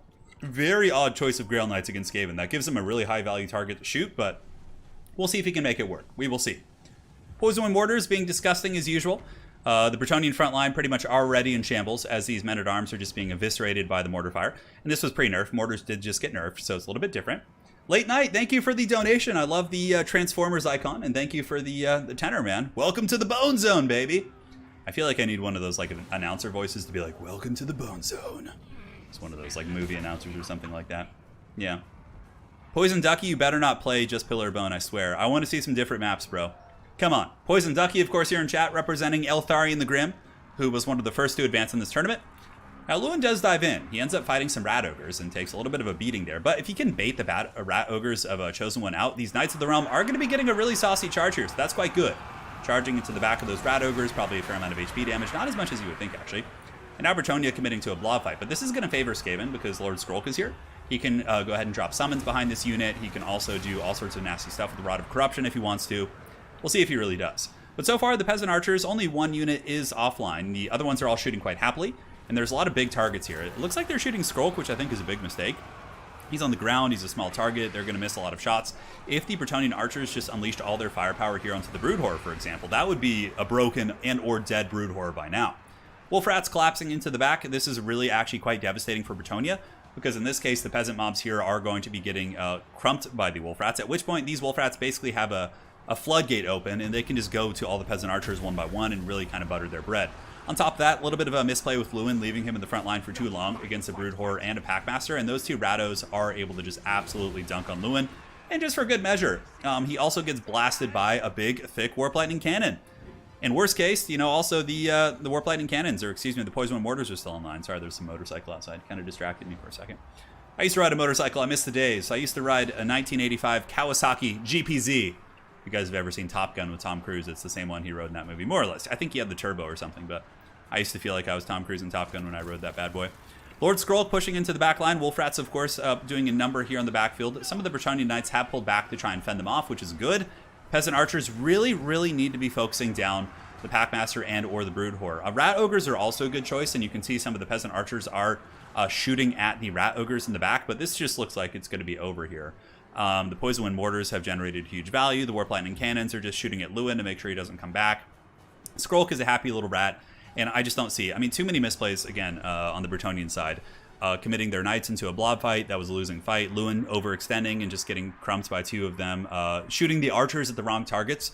They were shooting at, like, just, like, Skrolk. They should have been, if they had focused the Brood Horror, like, Louen might have won that fight there, right? But instead, they were shooting the wrong targets. And that was that. So it looks like the Ratto's going to be pulling out victories. The Damsel is 100% in distress. And she is going to be in even more distress as the two Brood Horrors go to town there and are able to get some big damage. Looks like it's probably only a matter of time before army losses. Do a little bit of fast forwarding here just because, again, it was like another 10 seconds. And that is going to be it. GG, well played. Again, big Bretonnian misplays, but, you know, again, everyone has rough games. And that is that. Chosen one, showing that he is indeed a Skaven champion. Doing great. Turin versus Dr. Disrespect DLC. Oh my god, that'd be something. Here's the thing, though. I actually had a real mullet, right? I don't know. Did Dr. Disrespect ever have a real mullet, or does he always wear the wig? That's the you gotta truly commit to it. I feel, but nonetheless, I really enjoy watching Dr. Disrespect. Back in the day, yeah, always put on a pretty good show. Really high production value on his streams. He's streaming on YouTube now, isn't he? Yeah, I think so. This is the GPZ, dude. The GPZ. I can show you guys a picture. Hold on. Yeah, I'll show you the old hog. Yeah, but as far as the battle goes, good Skaven build. Bretonnian build was fine also. Probably cut the Grail Knights and just replace them with Knights Errant. You just want to swarm Skaven more. But again, it was just the misplays that cost him there. So, yeah. Yeah, he wears a wig. Yeah, that's what I thought. I don't know if he ever had a real mullet, though, at any point. So, let me see if I still have pictures of my motorcycle. I mean, I had a real mullet, and I'm going to again. I'm growing it out right now. My hair is actually very long. I'll get a webcam up sometime next week so you guys can see. But yeah, the mullet is real. Hold on, photos. Do I still have it? Man, it's crazy. I've had a Facebook since like 2006. So when I go on Facebook, it's like a time machine. Like looking back, it's crazy shit. Oh yeah, here you go. Here's some motorcycle pictures on the old GPZ. Man, I miss riding my motorcycle. All right, one sec. I'll show you guys real quick. GPZ. What year would this have been?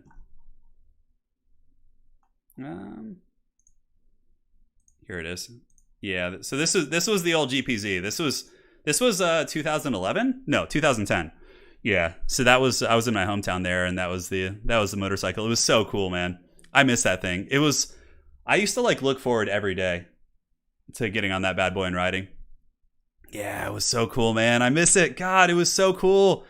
Like, and then my right after like I rode for a couple years, I developed my hand problem, and I couldn't like operate the clutch and the stuff anymore, and the brakings and the accelerator, so I had to stop. But that was the old hog there. So yeah, it was really fun. Anyways, guys, back to Warhammer. Yeah. Is Teeny Weeny still in it? Yeah, Tehenhauin actually advanced. Yeah. That was, if you can go back and check that out. We had those games, so. Yes.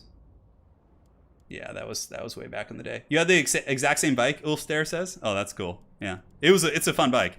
It had a lot of problems, though, because it had, oh my god, if I would ever ride in the rain, it would just intake all the water and just like bog down. And it was like, oh god. Because it was an old bike. It was like an 80s bike. Havoc, watching while making pizza with a beer. Love your streams. Oh, that sounds like a good time, dude. Yeah, there's nothing quite like that. Like watching a stream you like while just like, you know, cracking one open with the boys. Yeah. Yeah, that was back in the day. That was, how old was I then? I would have been 21? No, 22 there. I think I was 21 or 22 there. Yeah, 10 years ago. Maybe somewhere way down the road I'll be able to ride again, but for now, no. Okay, I did actually listen to the Danger Zone while I was riding that. So it's really stupid. If you guys ride motorcycles, don't do this. But listening to music while you ride is kind of dangerous because you can't like hear things on the road, which is really stupid. But I used to do it, and I did listen to the Danger Zone a couple times while riding down the California PCH. Yeah, a couple times. Yeah, it was really fun. All right, so I started running again too, so hopefully I'll be able to get back in shape. Not be a sausage like I am now. All right, next match. So we had that one. Yes, yes. And now we are on to the next match here in Group K. We have the Skaven versus the Tomb Kings. And let me guess the map. It's going to be the Bone Zone. Oh, of course it's the Bone Zone. Why does everybody pick Pillar of Bone? Like, the other maps aren't that bad. You had, like, Oakenhammer and Altdorf Outskirts. They're both good maps. Yeah, man, I used to love riding a motorcycle. Oh, God, it was so good. Havoc, thank you again for your donation. Really appreciate that, my friend. So here we have Chosen One against Happy Puppy, going by Happy Snake in this tournament. And let's see how this unfolds. Let's do it. Chosen One. Will he be the Chosen One? Or will Khalida and the Snake go to war? Ah, Jay Phoenix, very cool. Very cool indeed. Good news indeed. Great clan. So the Bone Zone is here. Once again, I'm sorry, guys. I fixed it for the next round, but what's done is done. We have to endure the Pillar of Bone, the greatest map of all time.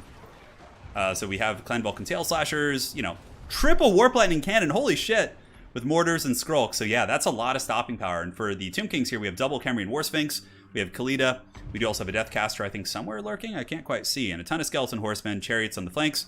And who is the caster here for this army? There's got to be one. Yeah, a Deathcaster hiding behind that that character there. But man, oh man, that is a volley. Oh my God, Khalida's getting nuked into the Shadow Realm by the triple Warp Lightnings. Oh my God, and she can barely dodge it because she's not that fast.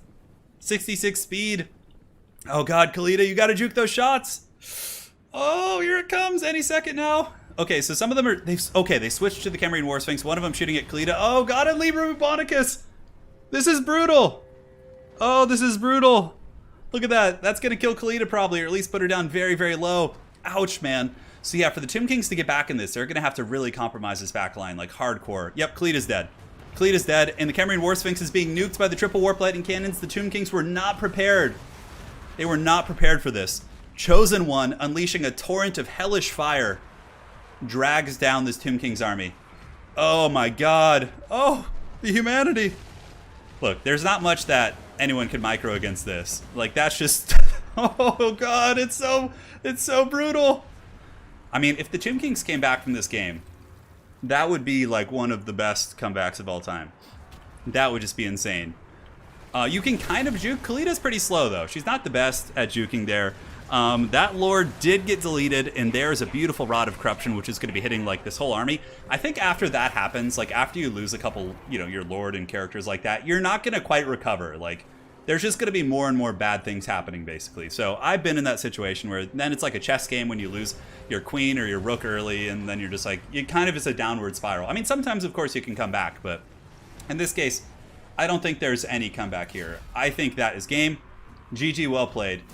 Yeah, steel chair indeed. All right. In true Skaven fashion. Holy shit. Not much to say about that. Triple Warp Lightnings did their thing, and it worked.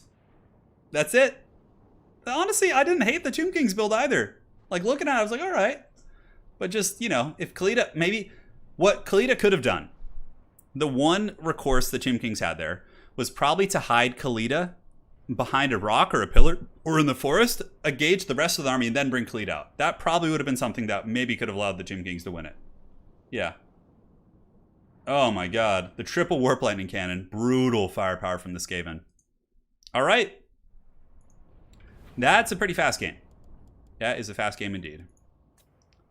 All right, so we are missing one replay from this group, unfortunately, but we do have one more, and then I'll show you guys the results. Misha, you want me to cast that one later? Oh man, that was some stuff. All right. So the next match we have is actually the Tomb Kings again. against Von Karstein and Isabella. So we are missing one replay, like I said, but this one will be quite good indeed. This one would have been a nice April Fool's video. I had another one that would have been a good April Fool's video too. Yeah. All right, guys. Yo, Turin, once again, another question. Why haven't I ever seen Reiksguard? Reiksguard are just... They're not as cost effective as Knights of the Blazing Sun. Knights of the Blazing Sun do better damage. They have magic resist. They're faster. And Reiksguard Knights are like better Empire Knights, but typically like Empire Knights don't perform that much worse. So that's my 2 cents. Yeah. So Khalida is 1-1. Khalida did defeat the Bretonnians, and Khalida did lose to the Skaven. Now, if Khalida can beat the vampire counts here, Khalida will advance. Von Karstein is 1-0, if I'm not mistaken. The other replay we are missing is a game with Von Karstein and the Isabella in it. But we'll see. I mean, if Von Karstein wins this, for sure advances. So, yeah. All right, so loading back into the match here, guys. We have the Von Karstein vampire counts, led by Isabella, facing off against Khalida. I feel like, yeah, it's certainly a grudge match between these two factions, for sure. So it's going to be a bunch of spears and skeletons. The Corpse Cart with the Unholy Lodestone, Terrorgeist, and Isabella plus double White King on the far side, backed up by some Black Knights. And we got Blood Knights as well. Blood Knights hiding in the trees, which is smart against like the Casket and different things like that. So for the forces of the Tomb Kings, reeling from that Warp Lightning Cannon treatment they got, they do have the Sphinx here. They do have High Queen Khalida, Eyes of the Desert, Lich Priest, as well as a Casket of Souls. And aside from that, it's a Halberd box with some spears, which is good. You know, typically against vampires, you do want to have like a box type build. It's really hard to kind of contest a wide build against them, although you kind of can, but the problem is they have the advantage in healing and can definitely do some work. What's my least favorite faction to play at the moment? Ooh, my worst faction is Vampire, or Dark Elves for sure. That's hands down my worst faction, but my least favorite to play? I don't know, yeah. Might have to be Dark Elves. Although I enjoyed trying out Rakarth at first, but he's just terrible. Rakarth sucks, so in multiplayer at least. So yeah, it's a little bit of a tricky pickle. A little bit of a tricky pickle indeed. Vampire counts do have plenty of anti-box tools. They really do. They have double White Kings, Scabscraith, which is pretty much a hard counter against the Tomb Kings faction, right? Because a single good Scabscraith brings down an expensive Tomb Guard unit very, very low. Diego, sure, man. Sounds good. I sold that motorcycle a long time ago, though. I don't have it anymore, so I do miss it, man. God, riding down like on the California coast with like the ocean breeze, like just blowing in your face and like listening to some like awesome rock music, like I don't know. That's probably some of the fondest memories of my life. Yeah, hands down, man. But, you know, at least I got to have them. I'm grateful they happened, right? So White Kings are coming in. It looks like, ooh, the Terror Goose going to get netted here. Better watch out. Those Eyes of the Desert could start blasting that goose pretty good. And the Black Knights do charge into the spears here. But the reason why they're charging these spears is probably so the White Kings can get a Scabscraith and try and bait them in. And the Eyes of the Desert aren't shooting. They're like partially obstructed. It says they're firing. There they go. Okay, now we have some partial shooting, but it looks like that's really unfortunate. Like, they're so weird. Like, they should be shooting that unit, but they're just not. It's just, yeah, it's just such a weird unit. Anyways. So the double White Kings are going to be pulling back now, but a little bit overextended. And here you can see the Sphinx going down. Brutal Scabscraith. Again, the Kepler Guard getting absolutely flattened by that. And, you know, obviously Tomb Kings don't have Invocation. They don't have any juicy plays like that, so they just have to take it like champs. Breath Attack from the Terrorgeist completely whiffs on the Lich Priest. And now we do have the Black Knights moving in to cycle charge and try and do some damage against the infantry. But they are intercepted by the Sphinx as well as High Queen Khalida. And the Blood Knights, have they emerged from their nest? Okay, the Blood Knights are here. Blood Knights are going to be moving in, getting ready to fight. And we do get a goose attacking the Eyes of the Desert there. So that net was very, very strange for sure. And here comes another Casket Bombardment. The Casket of Souls going to be dropping some huge shots here. The Dire Pack as well. Oh, nice Dire Pack ambush. That's actually incredibly strong. Tomb Kings don't really have any mobility that can stop this right now. So the Casket of Souls is being feasted on by the Dire Pack. Ooh, that sucks. That Dire Pack is just going to Feast Town here. They're going to Flavor City. Guy Fieri all up in the... Is it Fieri or Fieri? I always get his name wrong. You know, the guy with the frosted tips and like Flavor Town. All that kind of good stuff. Anyways, here, Casket of Souls is getting just feasted on. That's a huge loss for the Tomb Kings for sure, because that would give them good sustainable fire against like Blood Knights and other troops like that. On top of that, here you can see that the Blood Knights were able to get on top of the Eyes of the Desert, and the Knights of Red Keep are able to do some amazing damage. I actually really like Blood Knight. Like, Blood Knight tabletop models are so freaking cool looking. The new ones aren't bad also, because I'm pretty sure they're just going to recycle those Blood Knights into Age of Sigmar, or to the Old World, so yeah, I guess it's something to look forward to there, so... The box is partially in there, but at this point, yeah, obviously this happened a while back and neither player said anything, so we're going to move through it. Nice little Breath Attack coming in there on top of the big old Sphinx, and it looks like we do have a blob fight. So we got Khalida fighting two White Kings. We do also have Isabella von Karstein lending her damage here against the Sphinx, who does have Foz protection. And the Goose continuing to do some beautiful work, just bouncing on over to the Sepulchral Stalkers, which are crumbling. And another Scab's Wraith kind of misses right there, so that was a little bit of a miscast, but not before the Dire Pack does actually take out the Casket of Souls. Isabella von Karstein and the Vampire Counts are pulling ahead here in this game. And Isabella is just all over this big Sphinx, man. Look at this. I mean, you would think this is a mismatch here, but Lady Karstein really getting in there and doing some nasty, nasty work. Man, what I would give to be a fly on a wall at the old world development team's like office. Like, I want to know, man. I want to know what the old world tabletop's going to look like, because I'm so excited to get into that and like cover it heavily on the channel. I'll do battle reports for you guys. It's going to be such a cool thing to go in tandem with the content that we're already putting here. I'm so hyped. So hyped. So Terra Guy's pulling back up in the sky. Hey, if anyone at Games Workshop's listening right now, if you want to, you want to leak some leak some info to me, I'm okay with it. Not going to complain. But all jokes aside, yeah, I know it's not going to happen. But here, the Goose up in the sky does get a little breath attack at the Sphinx. Looks like it's at 10 leadership right now. And again, vampires are just winning the grind fight, right? Tomb King's infantry are kind of slowly starting to get worn down. Kepragard are still here, but again, there's double Scab's Wraiths and Khalida being attacked by the two White Kings. She would, defeat these White Kings one-on-one quite easily, but against all three of these characters, we have two White Kings, we have Khalida, we have Isabella von Karstein. Yeah, just all three of them just piling in here. But a nice Ushapi summon for sure. Gonna go on top of these guys, maybe help out against the White Kings. The big Sphinx is at 1 HP right now. That bad boy is gonna be going down. And it's only a matter of time at this point now before the grinding does get there. Khalida will probably lose the fight here against Lady Karstein, although Khalida might be able to pull off some witchcraft. But again, Lady Karstein does have access to healing, but she's at her healing cap, so I guess not. Looks like the Blood Chalice of Bathora has been used, and we just missed it. Because both the White King as well as Lady Karstein are both at their healing cap. So clearly the Blood Chalice was able to do some fat healing. And it heals for a lot. The Blood Chalice heals for 2,400. It's like a regrowth on steroids. It's some good stuff. So here comes some Blood Knights charging into the Eyes of the Desert and going downtown here into the Khalida. Nice Scab's Wraith, also tearing through the skeletons as well as the Tomb Guard. And again, I think it's just a matter of time at this point. It's just Khalida, and there's still a Goose online too. The Goose is going to be able to cycle charge Khalida, and she won't be able to do a whole lot about it, especially with the two White Kings here on foot. So Kepragard doing great though, rocking 69 models. That's what she said, and definitely doing pretty well for themselves. Value accrued is at about 700, and they've barely taken any damage because what damage you see on them was taken by the Scab's Wraith in the early game. Khalida now being cycle charged by the Goose, not a whole lot she's going to be able to do about that. Khalida can fight back against monsters pretty well, especially with Faw's Protection, giving her a whopping 84 melee defense. But the Goose does have that nice anti-large and probably should connect soon. There's still Blood Knights over here. Blood Knights could pull down and under and probably rear charge Khalida, and that might actually finish her off. And the Ushabti summon will be disappearing in about 10 or 15 seconds, if I'm not mistaken. Yeah, it looks like it's on its way out here, maybe in like 5 seconds. Blood Knights with a nice shock charge into the back of the Kepragard. Kepragard do not have a ton of armor, so the Blood Knights do get some good work in. Goose pulls back up in the sky. I think we have seen all the Goose breath attacks, but nice timing here with the Blood Knights, who look to be in like a Walmart Lance formation. But coming back in, Khalida is shaken and stirred. And that is going to be all she wrote for the Tomb Kings here in this group stage. GG, well played there. And now it's basically just Halberds grinding, so I'll spare you guys the Undead grind as Khalida makes her final last stand here. But it's only a matter of time before the Blood Knight cycle charge here. Another little zombie summon going down, and Khalida does fall to the White Kings. And Isabella von Karstein. GG, well played. So let's go ahead and take a look at the standings here and do it to it. Tobias, yeah, there's dwarves. We had dwarves earlier. They advanced. Yeah, dwarves were in the previous group. They advanced. The Dwarf Legendary Lords have had some of the best runs in this entire tournament, as a matter of fact. So, yeah. There you have it. So, looking here at the Tomb Kings or Vampire Count Force, yeah, great value. I mean, that Casket Snipe was masterful, too. The Goose did really well. Blood Knights did well. Khalida did really solid, actually. 2,800. Great stuff right there. And, yeah, and the build certainly had some teeth.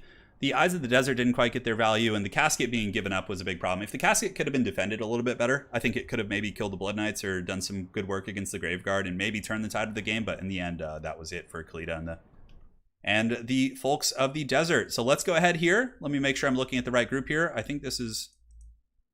Yes, perfect. So that is going to be these guys. So here's the summary of this group. We are missing another replay. In the end, we did have the Vampire Counts. The replay we were missing was Isabella von Karstein against Iskandar Two-Horned and King Louen, and the Vampire Counts did win that. So we have von Karstein, Isabella advancing with a 3-0 sweep of this group. Definitely very, very good. And then on top of that, Lord Skrolk only lost one game to the Vampire. To the Vampire Counts, was it? I think so, yeah. Lord Skrolk did lose one game. But again, 1-2. Defeated Bretonnia and defeated the Tomb Kings in a very emphatic fashion. Happy Puppy did win one game, but did drop the other two, and then Bretonnia lost all three and didn't submit their last replay. So, yeah, there you go. That is that group. So now we have one more group for today, which is a five replays, unfortunately, as well. We are missing one, but I saved all the ones we were missing replays one for the last one, so we could like bunch them together so you guys get, get some good juicy value there. So, all right, so let's go ahead and hide that. Now, I believe it's Group D is the last one. Let me go ahead and double check. No, not Group D. We did Group D. I think it's J. Yes. So for this next group, we have Crabbling of Clan VM, obviously a top tier player playing as Grimgor Ironhide. We have Pugnabone, an amazing Lizardman player here on the forces of Mazdamundi. Then we have Hellebron, led by Loupy. Loupy, of course, of Clan Odium, a true terror indeed. And then we have Queek Headtaker being led by, I believe his name is, let me go ahead and check this, how to say this. It's a German name, so you guys will have to read it. But yeah, we have Queek Headtaker in here as well. I don't know how to pronounce that. I'm not going to try. Yeah. You guys ready for the Bone Zone? Yes, yes. The Bone Zone is coming, baby. Whether you want it or not, the Bone Zone will make an appearance. So, let's hear a prediction real quick. How many of you guys think, how many times do you think the Bone Zone will appear in this next group? My guess is 3. What do you guys think? Yeah, Hellebron James is coming in this next group. Hell yeah, dude. I'm hyped for this. Sign me the hell up. By the Sheik. It's called the Sheik. The Skaven player, I think he goes by the Sheik. Did you just throw in all the... No, Hank, the groups were done by the Lords to try and have like fair groups. It wasn't done by the player skill. Yeah. So you'll notice there were some groups that had like weaker Lords overall. Like in this one, if we look at this group objectively, let's see. Okay, so we'll give you a little bit of a breakdown here. So yeah, Grimgor is not as good as Mazdamundi, but the Greenskins are better than Lizardmen, so that balances out. Mazdamundi is the only one who kind of got screwed here. Probably is Hellebron, just because Dark Elves are a little bit weaker overall. But Queek is also there, but Skaven are like super top tier, so it kind of balances out. But really, it's hard when you have like 70 players in a tournament and like varying levels of skill. You also have to like balance the faction matchups to make sure like they have a chance in like a couple good matchups. Okay, B Master says 100%. 4 out of 6. Wow. Okay, some serious predictions. Common Pepe says 7. Damn. Yeah, don't count the lost replay, so it's only out of 5. Yeah. All right, let's load in. We're going to the Crone Dome. Hellebron James all up in this hoe. Hellebron against the Skaven. So the first match is going to be ODM Loopy against XMT the Sheik, and it's going to be Hellebron facing off against Queek Headtaker. Oh, yeah. Grimgor's coming right now. Grimgor is in this group. You're going to see Grimgor games. Yeah. Oh, yeah. Give me that water, baby. No more games. What would be... Yeah, Queek isn't bad. Queek is not a terrible Footlord. Like... But the other Skaven Lords are just so powerful that he's almost never seen. The one place where Queek is maybe the best choice is against Dwarves, which is very lore friendly as well. So, oh, look at this, guys. The first map is the Altdorf Outskirts. All right, so you guys are 0 for 1 so far. Well, not you guys in general, but we're 0 for 1 on Bone Zone here in this group stage. And now if we take a look here, we got Bleak Swords and Dread Spears in the front line. We do have the Sorceress of Fire. The Raven's Heralds coming in for the Crone Bone. And we do also have Crone Hellebron, a Manticore, and it looks like some Dark Riders and Doomfire Warlocks lurking in the trees. Dude, we get Raven's Heralds, we get Crone. Talk dirty, man. This is the good shit right here. And now for the forces of the Skaven, fairly standard. Skaven Slaves, Rat Ogres, Double Mortars. We got a Brood Horror here, Queek, as well as a Plague Priest. And yeah, that's pretty much it. We got a Brood Horror, Packmaster, all sorts of scary Skaven tools. So Fireball going down from the flank. Ooh, look at that Fireball, man. Nice. Nice one right there. Yeah, Deathmaster probably is better versus Dwarves, all right. But, you got to give Queek some shine. Got to give him something. But the Poison Wind Mortars actually take quite a bit of damage from that Fireball. That was a really nice cast there. And now the forces of the Crone are encircling the Skaven army. You can see in the forest here, we do have all the Dark Riders and the Raven's Heralds. Raven's Heralds could honestly creep up and start shooting at that Poison Wind Mortar and probably kill it. That might have been a good idea to do before the main army pushed forward. But, again, we'll see. We will see. Another fireball attempt going in, but it looks like this Skaven able to partially move the formation like sideways a little bit, so it's not going to kill as many models. That time it only gets one model. You need to hit them right down the side for it to actually do good damage. If they're facing you, it's only going to hit one model, and you're not going to get that much, because fireball has good penetration, and basically, yeah, you need to make sure you get that. So here the Raven's Herald circling about. Raven's Herald's perhaps the tech against the Poison Wind Mortars, right? Let's check this out. You have really good armor-piercing shots. And you can see the volleys do go in. Man, oh man, those mortars kind of getting chunked down. Globadier Fire, though, doing some brutal damage against the Bleak Swords. But we will see if the forces of the Dark Elves here, led by Loupy, are going to be able to take down the mortar teams, which, of course, is going to be quite important here. So we will see. 3 models, 1 fireball. Yeah, fireball is actually pretty good in a lot of situations you wouldn't expect it to be good in. So another fireball going in here. Oh, the Poison Wind Mortars are going to get shreked. Oh, God, it cleaved them. Oh, that's so nasty. That is a huge advantage so far for the Dark Elves. So the fireball going after the Poison Wind Mortars, the other mortars still doing good damage despite the fact that they're taking out Iceforged Legion and FFA. That's pretty funny. But Sorcerers of Fire just kind of chilling, man. Raven's Herald setting up, and looks like they should be able to break these. If those Poison Wind Mortars do get broken off here, obviously they could use some Dark Riders or some of the Dark Elf mobility to really chase those guys down and generate some value. So now the Raven's Heralds are moving about to go after the Poison Wind Mortars here. I love seeing like units that are perceived as terrible like get value and like do well. It just shows like how cool and diverse this game can be, because it's being made to work against a pretty good Skaven build, right? So Bleak Sword's moving in. The Skaven onslaught is upon us. We have the Wolf Rats and other troops getting ready to battle, and it looks like the Dark Elves are kind of falling back into a bit of a defensive box.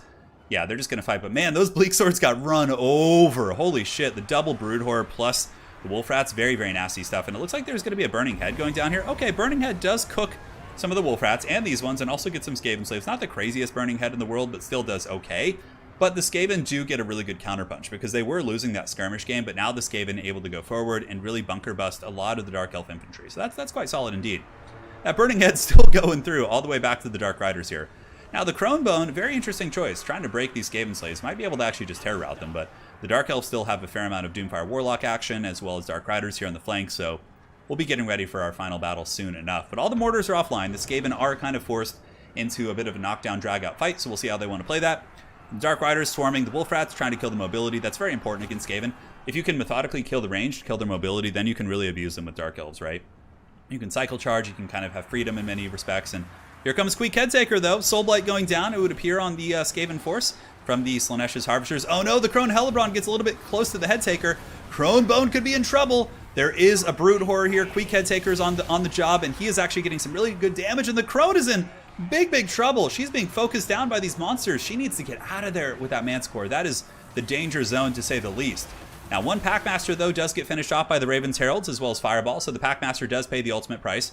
And the Cronebone zone, the Crone, Hellebron James, she's able to get away, and that Packmaster is broken. Is there any Dark Elf follow-up, though? There needs to be something to chase down that Packmaster. So far, the Raven's Herald's actually doing some decent work. The Dark Elf Infantry have piled back in Dread Spears, as well as the other Dread Spears here. Looks like we have some Bleak Swords and basic infantry kind of making their way back across the battlefield. So Queek definitely doing quite well for himself. But, yeah, looks like the Plague Priest is now the target. I think the Raven's Heralds are sniping the Plague Priest. Let's see the value we've gotten on the Raven's Herald so far. 1,700 value on the Raven's Heralds. Really solid performance. Holy shit.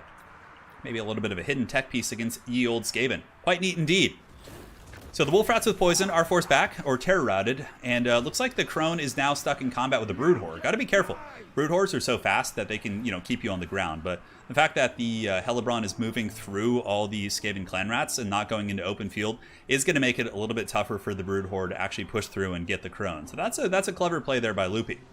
Now back here, Queek Headtaker and the boys, it looks like he's kind of making his hold with some clan rats. He's doing some good work, kind of just shanking through the infantry and just yelling angrily as he does so. That's very much a Queek thing there.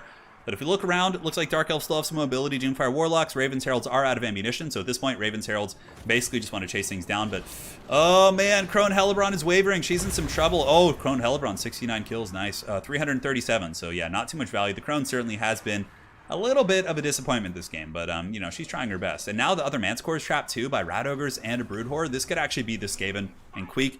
The two meme lords of this group stage. Basically, wouldn't it be crazy if like a meme lord won this whole tournament? I mean, we do of course have Falcon on Tic-Tac-Toe, which is a very scary foe indeed, but we'll see what he runs into higher up in the bracket there. So Nice little Doombolt coming down there on the Brood Horror. The Manticore trying its best to fight.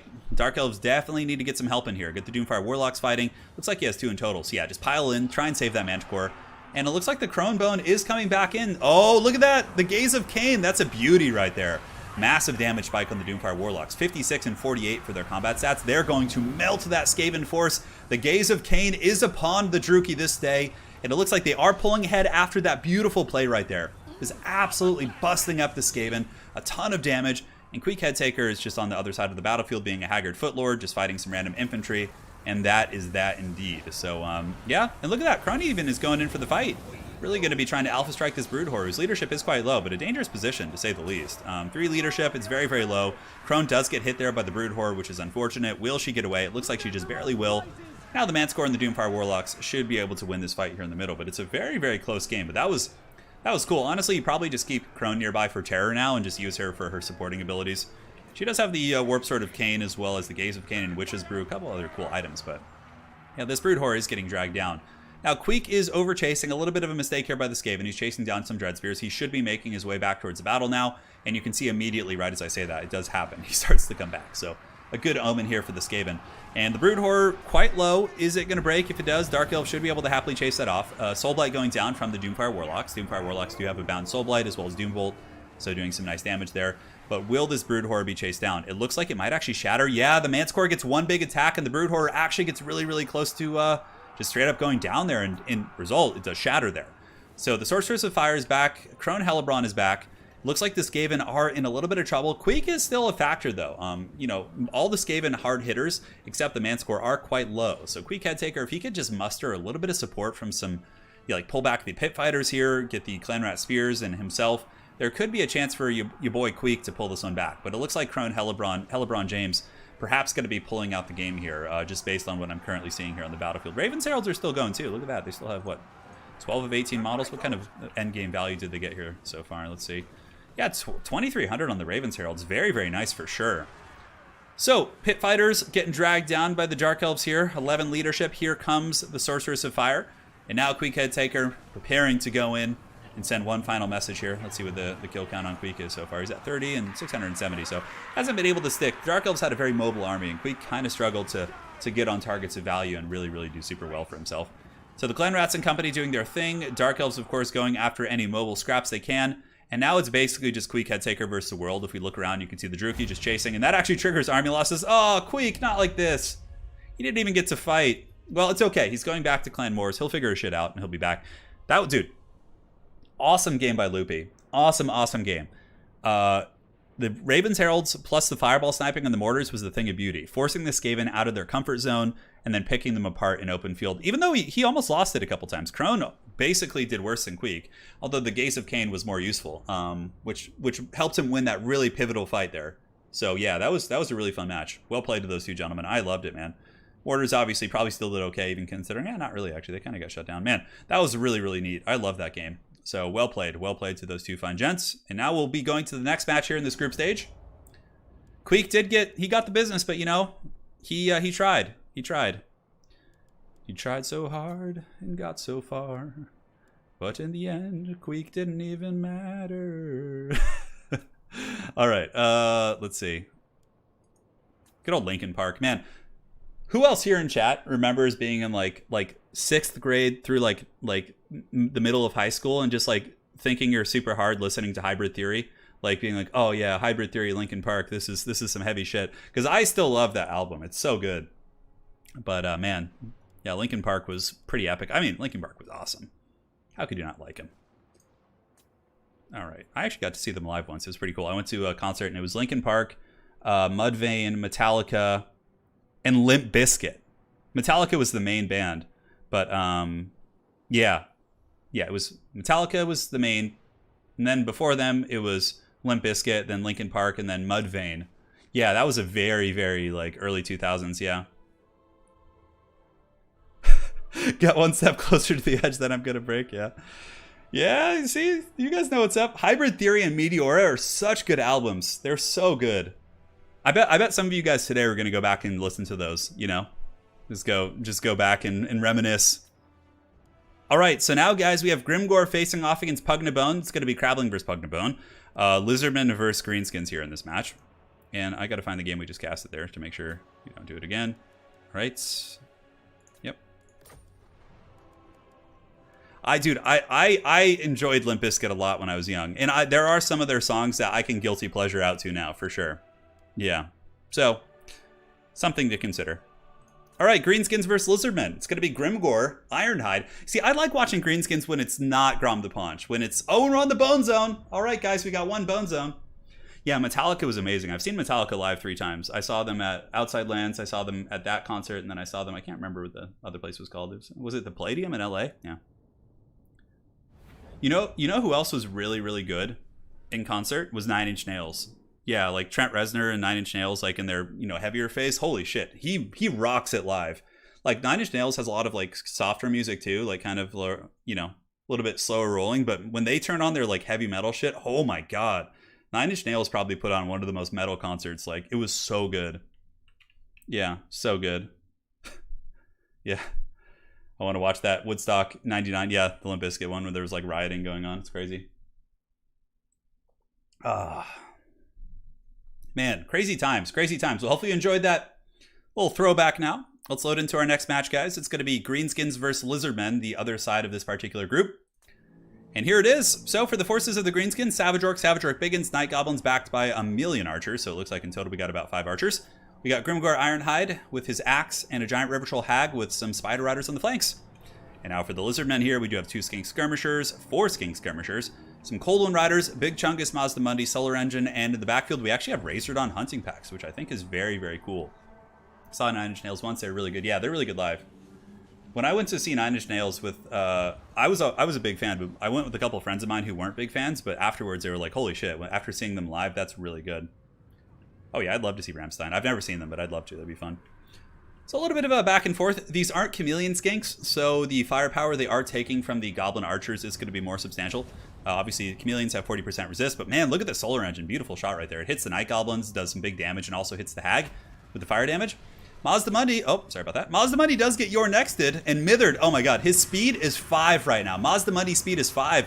Grimgor getting in there with that axe and just chopping down Mazdamundi. Oh, with Gitsnick, dude, that is so heavy. 5 speed on Mazdamundi, and he takes like 30-40% damage before he's able to get away. That was a really, really nice play there by Crabling. Beautiful stuff. Now, Night Goblins piling in to fight Saurus, Stone Trolls, and Savage Orc Biggins as well. Savage Orc Biggins will decimate a lot of the Lizardmen front line outside of Temple Guard. And the Giant River Troll Hag also getting dunked on super hard, though. Saurus Warriors do pile in, and she gets blasted by the Solar Engine back here. So both players taking some big losses early, with the Giant River Troll Hag getting gooned here, Grimgor doing some massive damage against Mazdamundi. However, the Hag will come back, and Mazdamundi, yeah, you should be fine. He's got Apotheosis. He has a couple ways of healing here, but that was a really, really nice grab there by both players. Very scrappy game. So now some Saurus have overextended into the back line, which is a good thing. I don't mean an overextension in a bad way per se, but basically they should push in and disrupt the archer line. So some trolls have come back here, some spider riders. Going to be trying to break these Saurus off. And now Mazdamundi's coming for round 2, baby. The Wa is active. Grimgor is actually being blasted by Razordons. And we got Mazdamundi with his bonus versus infantry on Zlok, actually doing some solid damage here against Grimgor. He's down to 27. Big Chungus Mazdamundi really doing his piece here. But the Greenskins do break off the backline pressure via the Saurus, and now Mazdamundi is going to be getting focused down by the Rusty Errors, as well as several other archer units. On top of that, the Greenskins are winning the frontline fight here against the Saurus. The Savage Orcs and the Savage Orc Biggins and the Trolls doing masterful work, and yeah, what little advantage the Lizardmen may have yielded by breaking the River Troll Hag is now gone, as all that focus fire on Mazdamundi really does end up putting him in the trash can here. Apotheosis tries to salvage it, but the Hag is back. Hag probably has Spirit Leech, can start Spirit Leeching Mazdamundi to counteract that Apotheosis there. We'll see. In Grimgor, the Ironist of Hyde moving in. Oh, it looks like the Blasting Scroll coming in. Giant River Troll Hag can bring a Blasting Scroll. I have no idea where she holds that scroll. Maybe it's in her sack of meat, but it is what it is. So Mazdamundi down for the count now. Troll's probably going to be able to chase him off the battlefield. He's at 0 leadership. He's broken. Grimgor is coming for that booty right there. And Lord Mazdamundi, yeah, not in great shape. Some of the Greenskins are overextending here in the true sense of the word, and are being focused down by Skink Skirmishers, and Savage Orc Biggins will take some massive damage there. But I think the fact that Grimgor is so healthy, there's Trolls active, and yeah, the Greenskins still have a ton of archers themselves, so they can really play that game, right? Here, the Rusty Errors and the Savage Orc Airboys are going to be moving in and blasting that Solar Engine into another dimension. So good night, sweet Solar Engine. You will be missed this day. as all of the Savage Orc Air Boys do focus in there and really butter the bread of this beastie. But the Stone Troll's moving in as well. Razordon Hunting Pack in the back. Kind of a cool tech piece against Black Orcs and Spiders. I've actually used Razordon Hunting Packs to pretty good effect against greenskin like troll builds and things like that. They can be good because they have really good AP values and are fairly mobile at 70 speed, so they can usually reposition themselves. But that without Mazdamundi, like, he's your centerpiece. He's expensive as hell. Looks like he went down. That is going to be GG.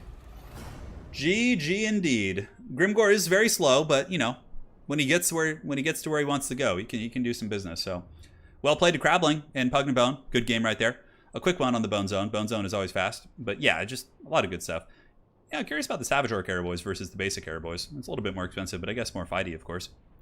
Yeah, it was cool. I like seeing Grimgor. It felt like a fun game. Mazda being limited to 300 value is really painful. Considering he's got those free bound spells, that's a really rough run. Also, the Greenskin Cavalry, or excuse me, Lizardman Cavalry was super suboptimal in terms of its performance. So a couple things there that went a little bit south. A little bit south indeed. So loading into the next match here, guys.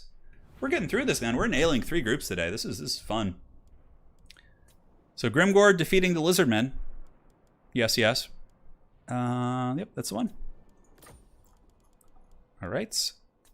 So now we have Lizardmen versus Skaven. We have Skaven versus Greenskins. Let's do Skaven versus Greenskins. That should be fun. Yeah, that should be really fun. All right, guys. Grimgor versus Queek. The duel of the Footlords on the Bone Zone once again. Yeah, buddy. Who's ready for some more Bone Zone? Grimgor got his brief moment to shine. Well, you know, that's the great thing about this tournament. Grimgor has plenty of time to shine. As a matter of fact, in the Legendary Lords tournament, every Lord is going to get at least, you know, 3 games, which is cool. That's why it's a really fun format, because you see everything represented in terms of the Lords, which I think is really cool. All right, we're on the Bone Zone again. Going to be drinking some water. We got Queek facing off against Grimgor in this one. And it's about time. Yeah, no, this is going to be a good scrap. This is actually going to be really interesting. Really, really interesting indeed. So predictions, guys. 2 out of 3 on the Bone Zone prediction. Yes, that is true. Do you guys think that it's going to go to Queek Headtaker and the dreaded Skaven, or will it go to Grimgor Ironhide? Will he cleave Queek asunder? Let us know. Let us know indeed. All right, guys. No, he should have brought the bound spells. Yeah, he's more than welcome to bring them. All right, loading in, guys, for the forces of the Skaven. We do have double Poison Wind Mortar, Hell Pit Abomination to deal with spiders, perhaps. I'm not too sure about the Hell Pit pick against Greenskins. I mean, I don't know. I guess it's a big source of terror, so that's something to consider. Plague Priest. We do have some Wolf Rats and Spears on the flanks, and of course it's going to be Queek and Assassin, and for the caster it's the Furnace character. So for the Greenskins, we got Morgums, Meaty Marauders, Deft Creepers, a bunch of nasty stuff over there. Giant River Troll Hag, Grimgor Ironhide, a massive amount of Orc Boys, a massive amount of Orc Archers, and then in the backfield we do have Forest Goblin Spider Riders, and that appears to be it. So here we go. Jay Phoenix. Hey, how's the Legendary Lord, Pillar Bone Cup going? It's going well, Jay Phoenix. So the next round has begun, obviously, you know, you're playing in it. But it's going well. This is the last group.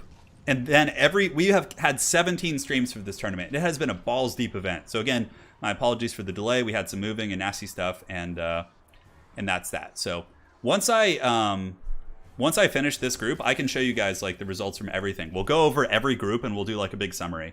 And then the brackets will be coming up for the next one. So yeah, we'll do it to it. We will do it to it. So Mortarfire doing some nasty work. You can see here, really, really getting in there and pounding down into the Greenskin force. And honestly, a pretty good start for the Skaven. A very conservative start for the Greenskins. Not pushing forward that fast, actually. The Giant River Troll Hag overcasting Spirit Leeches to get the extended range and shooting into the Poison Wind Mortars. What's a difficult matchup for Greenskins? Honestly, they don't really have any. Probably some people would consider Vampire Counts, but in all my tournaments, I've been seeing Vampire Counts losing. Even good Vampire Count players to Greenskins, so I don't know if they really have any bad matchups. Like, what would be the worst matchup for Greenskins? They've been beating Vampire Coast too. People used to say that was a bad matchup. I've disagreed for quite some time, as I lose all the time against Greenskins with Vampire Coast. Maybe I just suck, but in reality, I think Vampire Counts maybe. But aside from that, like, I feel like they don't have any. Yeah, that's just my 2 cents. But you know, some people may disagree. So the Greenskin Daka really singing in there, blasting into the Rat Ogres. We do have this fight in the front with the Skaven Slaves and the Orc Boys, a very contested pit fight. Grimgor Ironhide sitting in the back, Queek Headtaker kind of more centralized. Greenskin's got to be careful, though. There's an Assassin plus Queek. They could definitely do some good trades, but also the Hellpit Abomination overextending is a big liability. Like, getting... Yeah, looks like they're shooting the mortars down first, but getting all the Greenskin archers could probably kill this Hellpit Abomination in a matter of seconds. No, Greenskins are definitely favored against Elves. Definitely favored against Elves. Yeah, that's a Greenskin favored matchup for sure. So Queek Headtaker now dueling the Giant River Troll Hag. It looks like the sack of meat has been loosed once more, but Queek should be able to win that fight. But Grimgor is nearby as well, and Grimgor is actually fighting the Hellpit Abomination. So it's like in the movie, when you have like the two main characters who are going to fight, you know, they fight the mini-bosses first, and then they go in. But now Grimgor is in a little bit of trouble. Queek getting the trophy heads. There's an assassin in here as well, and it's 3v1, so Queek getting in there, doing some work against Grimgor. Grimgor pops all his buffs, the Bloodforged armor, but now Grimgor, the bravest of orcs, is going to be running here. Okay. So Queek, really doing some work. Yeah, look at that. Grimgor got worked by the Headtaker right there. And as far as the backfield goes, the Skaven's certainly in a relatively good position, as they still have a mortar online here. Their Death Star is in very good shape. They have Wolf Rats and Rat Ogres here actually pressing the Archer line. So there are some Clan Rats and Wolf Rats and Ogres here really getting in there. And the other mortar team has come back. It actually looks like Queek might be able to pull this game out with some very solid engagements here so far. The missile fire coming in from the skirmishers and the Savage Orc Airboys. I'm not sure what they're shooting. I think it's the Hellpit. But man, if they actually don't finish the Hellpit Abomination, that could be an absolute disaster as well. We will see. Oh, Hellpit Abomination getting low, but is it going to get its healing proc? It probably will here. And it heals. Oh, the fat heals on the Hellpit Abomination. Back up to 3,000 HP. That is a horrible feeling when you invest all those resources and like the game is on the line. Like your chance at a comeback. So Grimgor kind of lurking on the wings here. Yeah, he's like kind of, you know, drifting about, looking to maybe get in there. But the Giant River Troll Hag being taken out by the Headtaker as well. Look at Queek, man! Queek's getting in there! I don't know what's so funny about the way Queek runs. It's just like, you know, I don't know. He like swings his arms all wildly. Yeah, the dreaded Headtaker. Grimgor kind of lurking about. You could tell he wants to fight. He's a very fighty orc, but he also doesn't want to get in there and just get prison shanked. He's a clever git, but yeah, the Assassin's coming for him, and Grimgor's on the run. Look at this. Oh man, this is so Warhammer. Look at this. The Assassin of Clan Eshin running ahead of his friends here. And the Savage Orc Airboy is now going to be piling in to fight. Grimgor might turn and fight here, and if he can get like one or two big chops on the Assassin before Queek gets there, maybe. But no, Wolf Rat's also piling in. Wolf Rats will do some pretty heavy-duty damage. And now Grimgor knows he can't get away, so he's going to turn and fight. The Assassin does get one shank with the Assassin's Trophy. Plague Furnace coming in as well. Queek Headtaker using Verminous Valor to knock away some of the Squake Hoppers. I think Queek wants to get the final Death Thrust, but it looks like Skaven are doing very well in other aspects of the battle too, having their Plague Furnace be healthy. And Grimgor's on the run. Is he going to get away? It looks like he's pushing through his own troops. The Giant River Troll Hag comes in to try and kind of salvage that situation, but the Assassin able to do some good work. And the Headtaker and company, oh, it looks like, oh, I thought the Hag died suddenly because she fell over. I was like, oh no. She's all good. So yeah, looks like Skaven in a more commanding position with Grimgor being on death's bed here after that rough engagement earlier. The Mortis engine being attacked and the Greenskins not having enough missiles left on the battlefield is really the big variable there, right? Because how are they going to bring down that Plague Furnace? Like, yeah, it only has 1,600 HP, but like they have no missiles. They're going to have to fight it in melee. And without Grimgor or some anchor piece, there's just going to be no chance. So the Hag is going to get chased here by the Assassin and these different characters. And yeah, again, I think it's just going to be a matter of time. Greenskins will make one last hoorah, but Grimgor is going to get shanked here by the Assassin. The Giant River Troll Hag is going to get hunted down by the Plague Priest. And the Mortis engine is basically going to kill the entire Greenskin army here. So here it comes. The Shank of Shanks. Oh, is he going to get it? He's at 83 HP. Oh, this Eshin Assassin. He's going back to the Clan Eshin headquarters, and he's going to be bragging to the Deathmaster for sure that he took down the mighty Grimgor Ironhide. So there you have it. And the Giant River Troll Hag also getting hunted into the Shadow Realm. Looks like she is rallying at the edge of the battlefield, but the Assassin should be able to kind of clean her up. Balance of Power is kind of creeping back a little bit, but I honestly don't think there's too much of a chance. The Hag has 54 speed. The Assassin also has 54. So there's not going to be any catching of this Hag. She is healing. Queek going to be getting attacked by the Squig Hoppers here.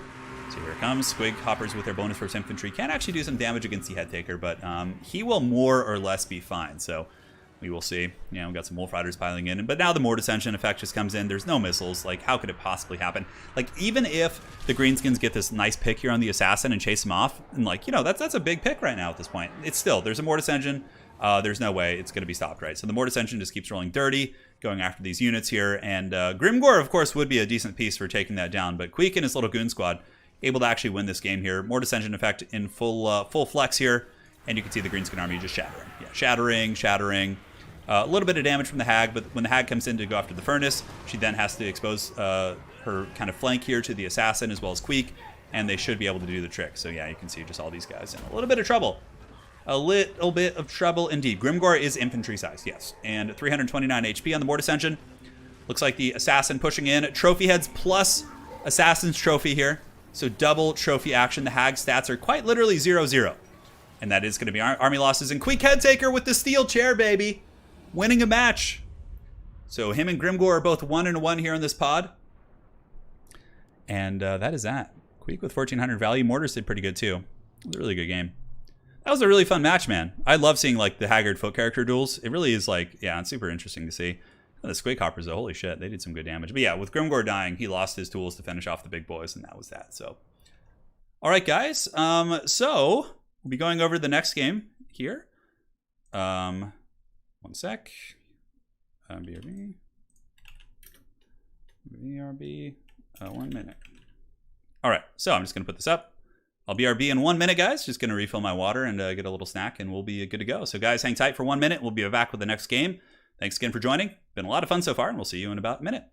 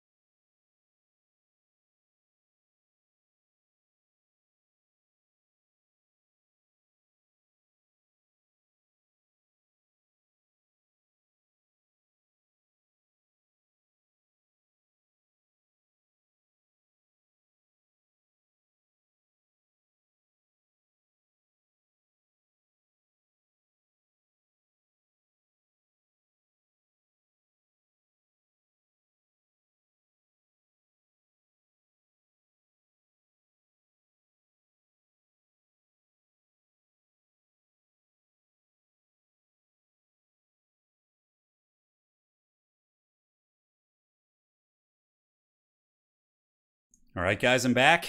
Hopefully you enjoyed those high-quality graphics. The BRB 1 minute. Just made that in 1 second. All right, so it's time for the next game.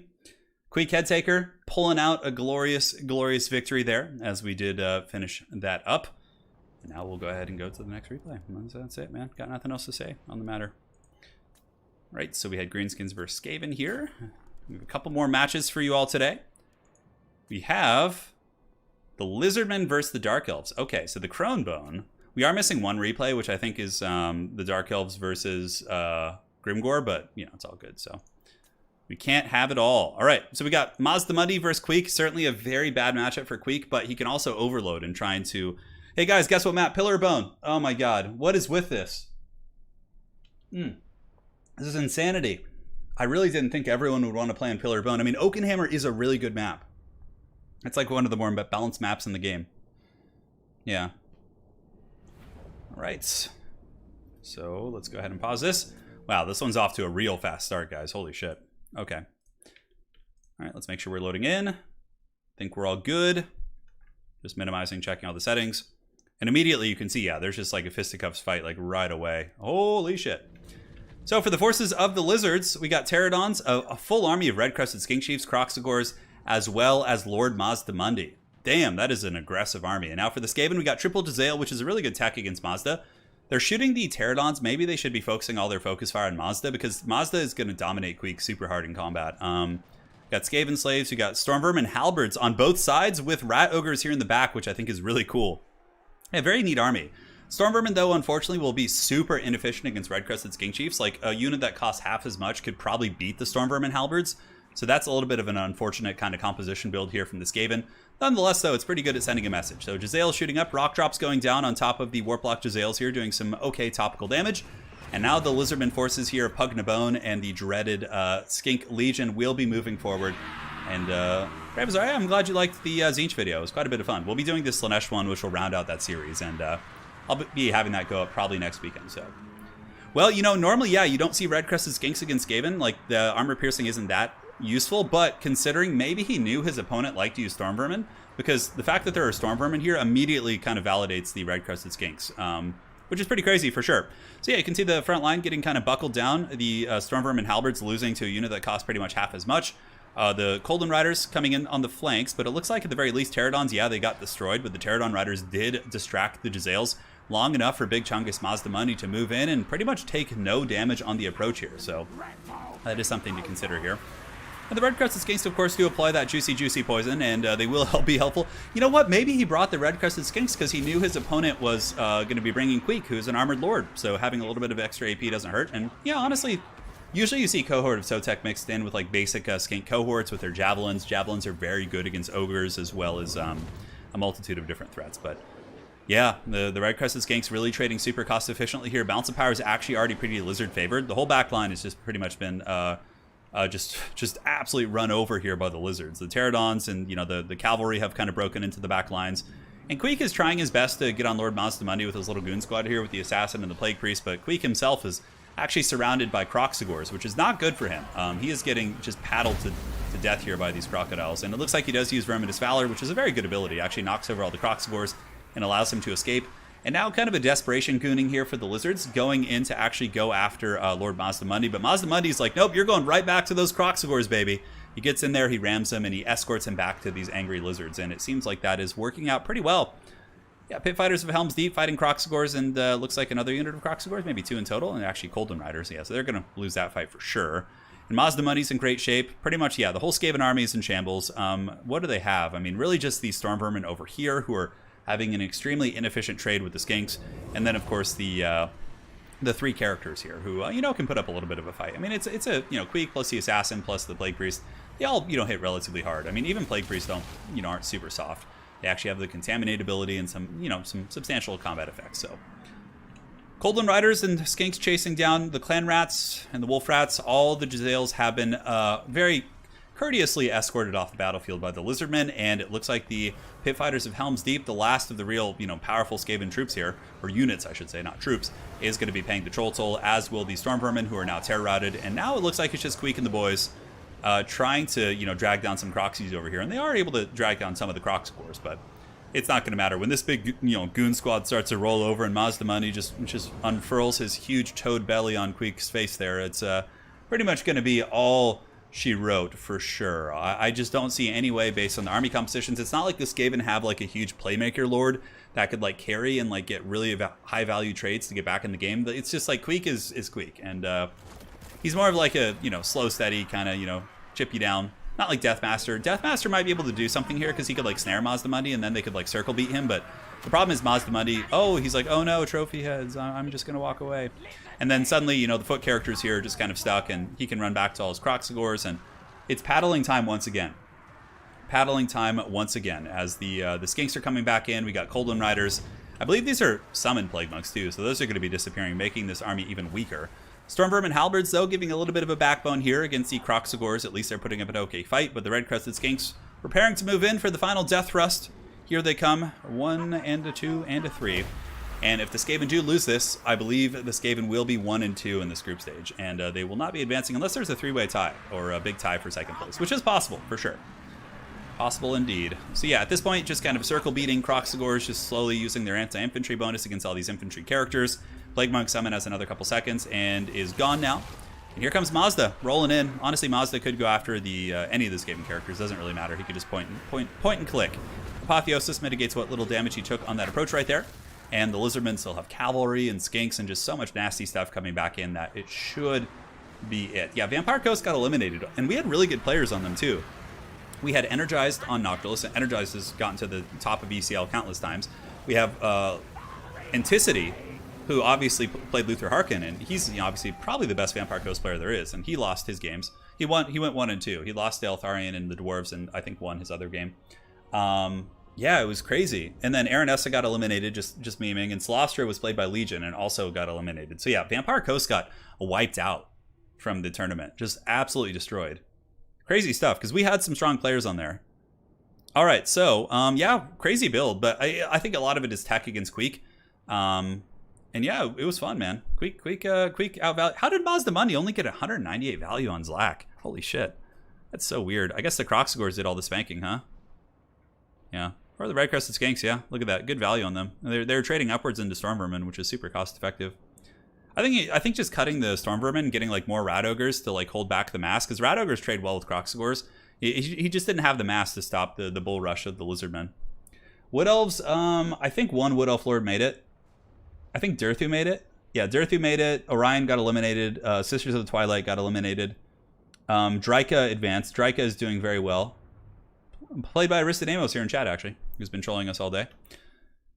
All right, next game. Let's do it to it. The Legendary Lords Tournament. This is going to conclude the first round, actually, this next replay here. So we had Lizardman versus Skaven. Yes, we did. And let's do it. So now we have the Crone. This is a big one for the Crone Bone. Crone did win a game. Of course, the other replay we're missing is with Crone and Greenskin, so we'll give you guys an update on that as soon as we finish this one. Hey guys, we're on Oakenhammer. We're on Oakenhammer. 3 of 5. 3 of 5 on the Crone, on the Bone Zone. So anyone who guessed that. Yeah. Yes. Who's ready to see if the Crone can drag down the mighty Mazdamundi? This is it. I feel like we've all been on a fat journey together. Freaking, 15 or 16 streams to get through this initial round of this tournament. This is probably, yeah, one of the bigger ones to manage for sure. Since it's like Swiss, there's so many games involved. It's not like elimination. Yeah. Spirit Sands, I don't know who that is, but I'll check it out. All right, so let's load in. We got Mazdamundi against Crone Hellebron. So yeah, pretty standard. Double Solar Engine with Mazdamundi, who has Nets, Skink Chief, Saurus, and Chameleons are just basic Skink Skirmishers. Yeah, some Chameleons, some basic Skinks, and some Coldwind Riders in the backfield. So certainly quite cool. Certainly quite cool indeed. And now for the forces of Loopy.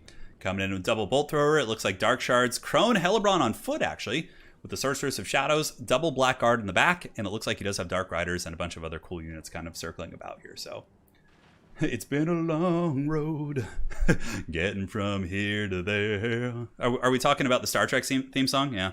Oh my God, don't get me started on that. Anyone who watched Star Trek Enterprise, you know the intro song. You know that feeling when you hear that song, when it kicks on. Yeah, it's so good.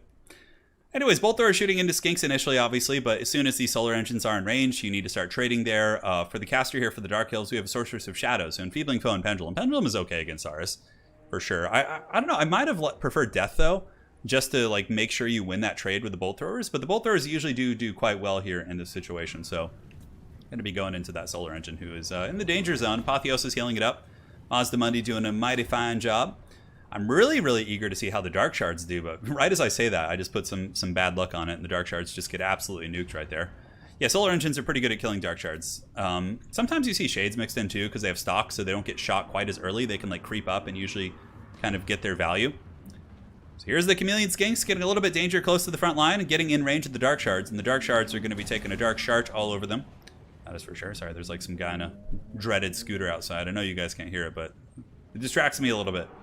Yes, the Enterprise theme song. Yes, Morton loves it. Although Deep Space Nine was my favorite. Of all the Star Treks, it was my favorite. Yeah, hands down. So the Dark Shards still doing some good damage against Mazdamundi. The Bleak Swords stand ready to fight the Saurus, and looks like a banishment attempt from Mazdamundi. It might actually rotate through them. A lot of it's going to be a little RNG there, but it does go the right direction. It actually goes right into those Dark Shards. Oh God, it's tearing through them. Nasty, nasty stuff. And where is Crone Hellebron? She should be in the front line fighting right now. She's like in the back, like hiding, just all scared. Looks like a Pendulum going down. Pendulum does tear through these Saurus warriors, and some of the Saurus do get back on top of the Dark Shards here. We do have some Dark Riders being pulled up, forced to fight in combat against Spear Riders with Saurus supporting. And now the Blackguard, the true infantry of the Dark Elves, are being sent in. Bolt Throwers seem to be trading well, though. One Solar Engine is about to be offline here. Definitely need to see some Dark Riders getting up and around the top and kind of pressuring into those pieces. But here comes Crone. This could be a really, really good place for the Crone. Using the Gaze of Cain on this blob would be very powerful. Buffing up the Spears and the Blackguard would make the trading exponentially more cost efficient. So one Solar Engine is about to break. The Bolt Throwers are getting pretty close to kind of tanking its leadership. Crone Hellebron moving in. Very risky in this matchup, though. With her 15 armor, Skinks and all those like cheap units actually do very well against her. But the Blackguard are holding. And here comes Crone trying to catch Mazdamundi. He's at 5,700.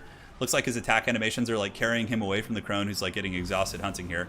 But now she's in. So another pendulum attempt. That's going to be a good one. Overcasted there. Does go through the Temple Guard and Saurus, and mainly does damage against the Saurus. But now the big problem is that the bolt throwers are offline. They do finish off one of the Bastillodons, which is a very nice grab. Blackguard doing a great job on the other side. Honestly, the Blackguard, once they finally got into combat, were doing there goes your Hellebron. Well, we'll see about that. We'll see about that indeed. But Crone still fighting in the front. Blackguard holding well. Mazdamundi actually took quite a bit of damage. He needs to find a way to stabilize these bolt throwers, though, because he's really going to need those as he does progress here. Some Dark Shards are also coming back in. So one Dark Shard here, here, and here. That'll give him some good kind of backline fire. But yeah, really unfortunate that both of his bolt thrower crews are going to be paying the ultimate price. But Crone Hellebron, is actually doing a really good job against Lord Mazdamundi. She put him down to 4,500. Now the Crone has engaged in melee against Temple Guard. I can't remember if she has good armor piercing. It looks like, does Crone have good AP on foot? Yeah, I think she does. I'm pretty sure. Most of the Dark Elf characters kind of do, but except poor Lokir, he's just kind of left in the shadows. So here, the Dark Shards, once again, unleashing their torrents of fire. This bolt thrower was able to stay online, and it still is continuing to shoot at that solar engine there. But 2 units of Dark Shards peppering into Mazdamundi, not bad. Pretty low model counts, but man, the solar engine with those downtown shots, like lining up on the side of the Dark Shards, is such good value here. It does look like the Lizardmen are certainly in a better position overall in the game. Granted, the Dark Elf Infantry are starting to clean up a lot of the frontline engagements, and also the Dark Riders should be pressuring into the Chameleons here, and maybe from there can get on top of the solar engine. Now, is this going to be a banishment or ruination of cities? Looks like a banishment going down. Does kind of tear through the Saurus a little bit more than the Dark Elf troops. A little bit unfortunate there, but the Druchii do win that frontline fight, and they still have that one bolter online, which is very surprising, and it's still, accruing some decent value against that solar engine. So Blackguard here in the backfield, probably rotating back to try and defend the bolt thrower. Crone Hellebron as well, helping out wherever she can in the infantry fights. And Crone Hellebron is actually quite efficient at cutting through infantry. She can do a pretty good job at that. But, she's not like a big monster. Her crowd clearing potential isn't that crazy for sure. But, she can put some hurt on Mazdamundi. Despite it saying bonus for his infantry, she still has 78 melee attack poison and a charge bonus of 60 as a foot character is pretty big. And, yeah, Crone can do some nasty work for sure. Bounce Fire's really even, honestly. This turned into a pretty even game. I really thought when the Lizards kind of broke through and got into the bolt throwers, it would be a runaway game for the Lizards, but Crone Hellebron and company have been able to kind of get this game back in. We're here, Dark Riders just kind of chasing things down. It looks like they got the Skinks off the battlefield, and now the Crone once again hunting down the Mazda. The Mazda is at 3,900 HP. Blackguard hot in pursuit. Mazdamundi on his big old steed is a little bit faster. Crone Hellebron currently poisoned with 34 speed. I think her base speed is like closer to 40. She's like Witch Elf speed, yeah, 44. So she's trying to close the distance here. We'll see. Dark Elf troops, Dread Spears and Bleak Swords performing surprisingly well. I'm always impressed by Bleak Swords. Not impressed, but I feel like they perform better than I give them credit for. I guess that's partially because of the murderous prowess that does proc, and then suddenly they can like turn it on a little bit. But yeah, Crone once again going after Mazda, who has appeared to have healed. It looks like Apotheosis did go down. Beautiful solar engine shots, man. Those like little solar engine plays are honestly what's going to win him the game. Like, they're just getting so much damage down the pipe on the Dread Spears and the Dark Shards and those different units. And yeah, it might be a better idea for Crone to go after this little Skink Chief here rather than chasing Mazdamundi, because she's not really getting much done here, and Mazda is just happily kind of kiting. So we got Blackguard against the Temple Guard. Pretty cool fight for sure. The Temple Guard should win this, considering they have more models right now, and they're healthier. Although if Crone decides to stay and fight and like lend her combat support, maybe the Blackguard could turn that fight around and win, but Mazdamundi looks like he wants to take that fight as well. Holy shit, we got to check the value on that solar engine. This guy, this Gary or George or whatever other name you'd like to use here has been just doing work. Only 1,200, but I mean, I guess that's still pretty good. So Blackguard here defeating the Saurus Warriors. The Blackguard and Temple Guard fight, quite a messy affair, but it looks like the Temple Guard actually are losing out on that fight as the Blackguard continue to kind of push after Mazdamundi. And yeah, look at this. Crone Hellebron still after the Mazda. Balance of power is really even. Both these players are basically fighting for their advancement. Whoever loses this game here is basically going to be eliminated from the tournament with their respective legendary lords. So there's a lot at stake. But Crone Hellebron, I would imagine she's probably not gotten too much value. She's been spending a lot of the game chasing, but right now she's having her Dance of Blades, about 500. And certainly will be able to cut through a lot of these Temple Guard units, doing her fancy spins and attacks and taking out several models with each attack animation. So yeah, the Blackguard end up winning it. Looks like Cold Blood is the only thing that's going to be keeping them stable. The Solar Engine over here, ooh, this is actually pretty good for the Dark Elves. Looks like the Solar Engine actually attacked here. Yeah, and surrounded by the Blackguard. Okay, that is really, really strong. The Dark Elf Halberd should be able to bring that down. Now, another big issue for the Dark Elves is the fact that the Skink Chief is still around, and he can just dart Hellebron into another dimension. Basically, just sit on her and just dart her all day. So there needs to be something to deal with this little skink chief. Also, the bolt thrower crews have come back online. It looks like the solar engine is trying to make its way across the battlefield. The Blackguard and Dread Spears do engage that Saurus unit that was being sent up the screen. What else do we have? Looking around the battlefield, I'm not seeing too much. A very, very close, even scrap between these two players here. Crone Hellebron at about 1500 HP. That skink chief has just been sitting on her the whole game. And that's really her big weakness on foot. She's so squishy. Like 15, I mean, I know she has some physical resist, but she has no missile resist. I feel like she should be given some. I don't know. I guess she's an old hag, so can't expect her to be doing like backflips and shit and like dodging all that. So yeah, we will see. We will see. So Crone Hellebron moving in to the Chameleon Skinks. Going for the kill here. And we do have the Blackguard now moving up and going after the Bastillodon with the Solar Engine. So will the Crone hold, or will Mazdamundi drag her down? It looks like Mazda getting a nice little charge there. Blackguard holding firm with their ITP, of course, active there. And Crone Hellebron trying to get those shanks on Mazda, but he's been able to heal up quite a bit. The Solar Engine probably going to come in and get the double-sided ram here on the hag. Looks like she's going to be going down. And with that happening, I don't see the Blackguard carrying this game. A super, super close game for sure. But it looks like the Crone Bone is going to be the one losing this. A little bit of fast forwarding is, I think it's mainly just the halberds here. Yeah, they're going to chase off the Crone. Crone is going to pay the ultimate price. And the Blackguard, you know, Blackguard could pull off some sort of a miracle. Yeah, just like camping in the bushes here. But no, they're going to break. And that is going to be GG. So, well played. It was a really fun game. I feel like the Dark Riders maybe could have been a little bit more active earlier in like the pressure. And like there needed to be better reinforcement in the center to protect the bolt throwers. If the bolt throwers could have stayed on longer, the other Solar Engine might have died. That was really it. Crone rocking 1,000 value. Mazdamundi at about 1,500. Solar Engines, one of them did really good. Dark Shards also got shut down pretty good. All right. And that is that for the initial stage.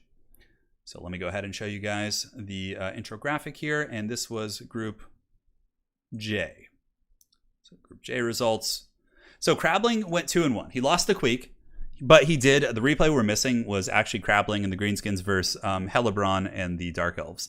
So in the end, in this group, Mazdamundi and Grimgor do advance, and Hellebron and Queek actually are eliminated. So that is kind of a summary. We'll go ahead and show you guys now the next stage, which is going to be beginning right now. But yeah, crazy good games. It was a really fun stream for sure. And Loopy is actually coming back though, because Loopy is re-entering the tournament as Rakarth, because they added Rakarth after this group stage. So we wanted to mix him in the tournament. So Loopy will be back representing Dark Elves again, but this time around he's going to be playing Rakarth, the Beastmaster. So Rakarth will be getting a free pass in round 1, just because, you know, we want to get him involved. I think it's fun. So he'll be back. Yeah, Crone Hellebron, you know, a good run for sure. Some tough matchups. That game was winnable for sure. It was a close one. It was a close one indeed. Yes, Grimgor is advancing. Rakarth will be coming in. And we're doing it, man. So let me see if I can pull this up here. 1 second, guys. All right, let's create a new window. Challenge. And cool. All right, so let's go ahead and do this and go ahead and do this. I'm just setting up the brackets to show you guys. So right now we're going to show you the grand finals brackets, or the semifinals and the grand finals. So it's going to be like basically 2 sets. Yeah. So let's go here, pull this up, and we should be able to go to the web browser. All right, so basically this is the tail of the tape for the next round here. Yeah. What a haggard group, I know. It really is. It's quite a magical experience. So up on the top side, we have Archeon the Everchosen playing against Rakarth, and Zach B. Sane and Thorgrim are waiting. We have Tic-Tac-Toe facing off against Archon the Black. We have Mazdamundi facing off against Boris Todbringer. We have Ungrim Iron Fist facing off against Nakai. Then from there, we do also have Sigvald and Aerocrastic playing against Grombrindle and Grombrindle. So it's going to be Dwarves versus Chaos. And waiting for them is going to be the Prussian Prince, who is playing the Fey Enchantress. Below that, we have Ice Power Chota War and Marathi facing off against the classic ladies fight there. It's going to be Alariel the Ever Queen and Jay Phoenix. From there, we have Skrolk facing off against the Rider of Rohan. So it's going to be Alfredino taking over for Chosen One. They did a little switcheroo because he didn't have time for the games, I guess. So it's going to be Skrolk against the Rider of Rohan. And then Papa Kolek is basically waiting for both of them. Below that, we have the Red Duke, led by the Dead Duke and Crabling, so it's going to be Vampire Counts versus Greenskins here. We have Professor Pone on Imric, waiting for the winner of Tank and Grom the Paunch. So Grom the Paunch or Tank will be facing Professor Pone here. Below that, we have Heinrich Kemmler against Belagar Ironhammer. So we got Dwarves versus Vampire Counts, Uncle Kemmler versus Umais, the Mountain King. We got Isabella von Karstein. So Isabella facing off against Deathmaster Snickich with Hadries, Tehenhauin, and Lizard Moses waiting atop the bracket right there. And then we got Tlaxlan Soothsayer against Yale Nale. So that's Krokar versus Volkmar the Grim. We have Vicious Satsuma and Skarsnik waiting for the winner of Karl Franz and the Chicken. So Warp Chicken is down there for 0. That's going to be Sartorial. Then we have Dryka facing off against Throt the Unclean, Ludwig versus Aristodamos here in chat. Then we got Dactyr playing, I believe, Durthu. So Durthu, and here's the 2 Wood Elves down here. They could end up facing each other, which is pretty funny. Poison Ducky is going to be your boy, a Poison Ducky. Yeah, Poison Ducky is Eltharion the Grim, and he's facing Azag. So normally that is good for the Greenskins, but it's kind of like balanced out because he does have Tempest against Azag. So we might actually see Footzag there, which wouldn't be terrible. And then to kind of round things out, it's going to be myself on Teclis facing off against Zyphos. So it's going to be Zyphos on Malekith and me on Teclis facing off there in the Elvish duel. So that's going to be pretty scary for sure. That is the summary of the next round. So how it's going to work, we have 5 maps: Galbaraz, River Amixon, Estalian Tomb, and they basically ban maps until there's one left, essentially. So here and here, they do that. So all these games are going to be on one stream. So 1, 2, 3, 4, 5, 6, 7, 8, 9, 10, 11, 12, 13, 14, 15, 16, 17, 18, 19, 20, 21, 22, 23 games. Yeah, it's going to be 23 replays. That's some balls deep shit right there. It's going to be like a 4 or 5 hour stream. And then from there, or we might split it into 2. We'll kind of see what the community wants to do. Yeah, Balthazar Gelt was defeated. Yeah, he was. Karl Franz and Volkmar are both still in the tournament, though. And then all this, so this like whole situation here will be the next round. So that's 1, 2, 3, 4, 5, 6, 7, 8, 9, 10, 11, 12, 13, 14, 15. It'll be like a faction war. So once they get to round 3, that's like a faction war, like grand finals of the Legendary Lords tournament. And Skarsnik made it. Skarsnik made it. Vicious Satsuma is playing Skarsnik, yeah. So you guys, it's going to be really fun. We have a ton of good players here. Several of the games have already been played. That's why I changed the scores back so you can't see who won them. But yeah, the players are getting started on this right now. So yeah, it's going to be crazy. It's going to be super fun. So on that note, guys, thank you for joining. Unfortunately, I'm on a different client of the game, so no dreaded FFAs today. Plus, I have some other stuff I need to take care of. I got to run some errands. But thank you guys for joining. We'll be back soon. We have Faction War tomorrow. So tomorrow we have a big, thick Faction War, which is going to be starting at 9 a.m. Pacific Standard Time. That's going to be really fun. I'm doing the matchups for that right now, so I'll have those out to the players soon so they can start practicing. And I think that's it. Yeah, guys, thanks for joining. That is the conclusion of the first round of the Legendary Lords Tournament, man. We did it. We got here together. So all of them will be on the playlist if you guys want to go back and watch. And now we are going to be advancing on to the semifinals and then the finals for the big old tournament there, which would be quite cool. Cetra perished. Yeah, Cetra did perish, yeah. Yeah. The only Tomb Kings to make it through were Ark in the Black and I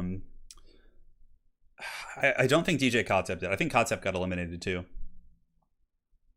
I know. Anakin, I'm too weak. Big thanks to Havoc for the donation. Late Night for the tenor. The Bone Zone. James Matthew Schmandolf. Meloria. Lewis Hudson. Geralt of Rivia.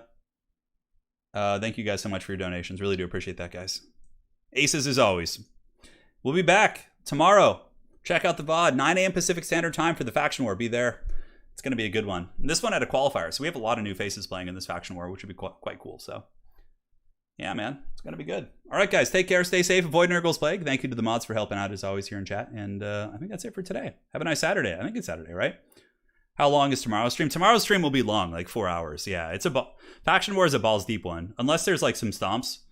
Faction War usually goes really long, so it'll be like 4 to 5 hours probably. All right, guys, that's it. Thank you for joining. We'll see you on the other side. Take care, stay safe, avoid Nurgle's Plague, spend time with your loved ones, pet your dogs and cats. You guys know the drill. Drink water. Stay safe.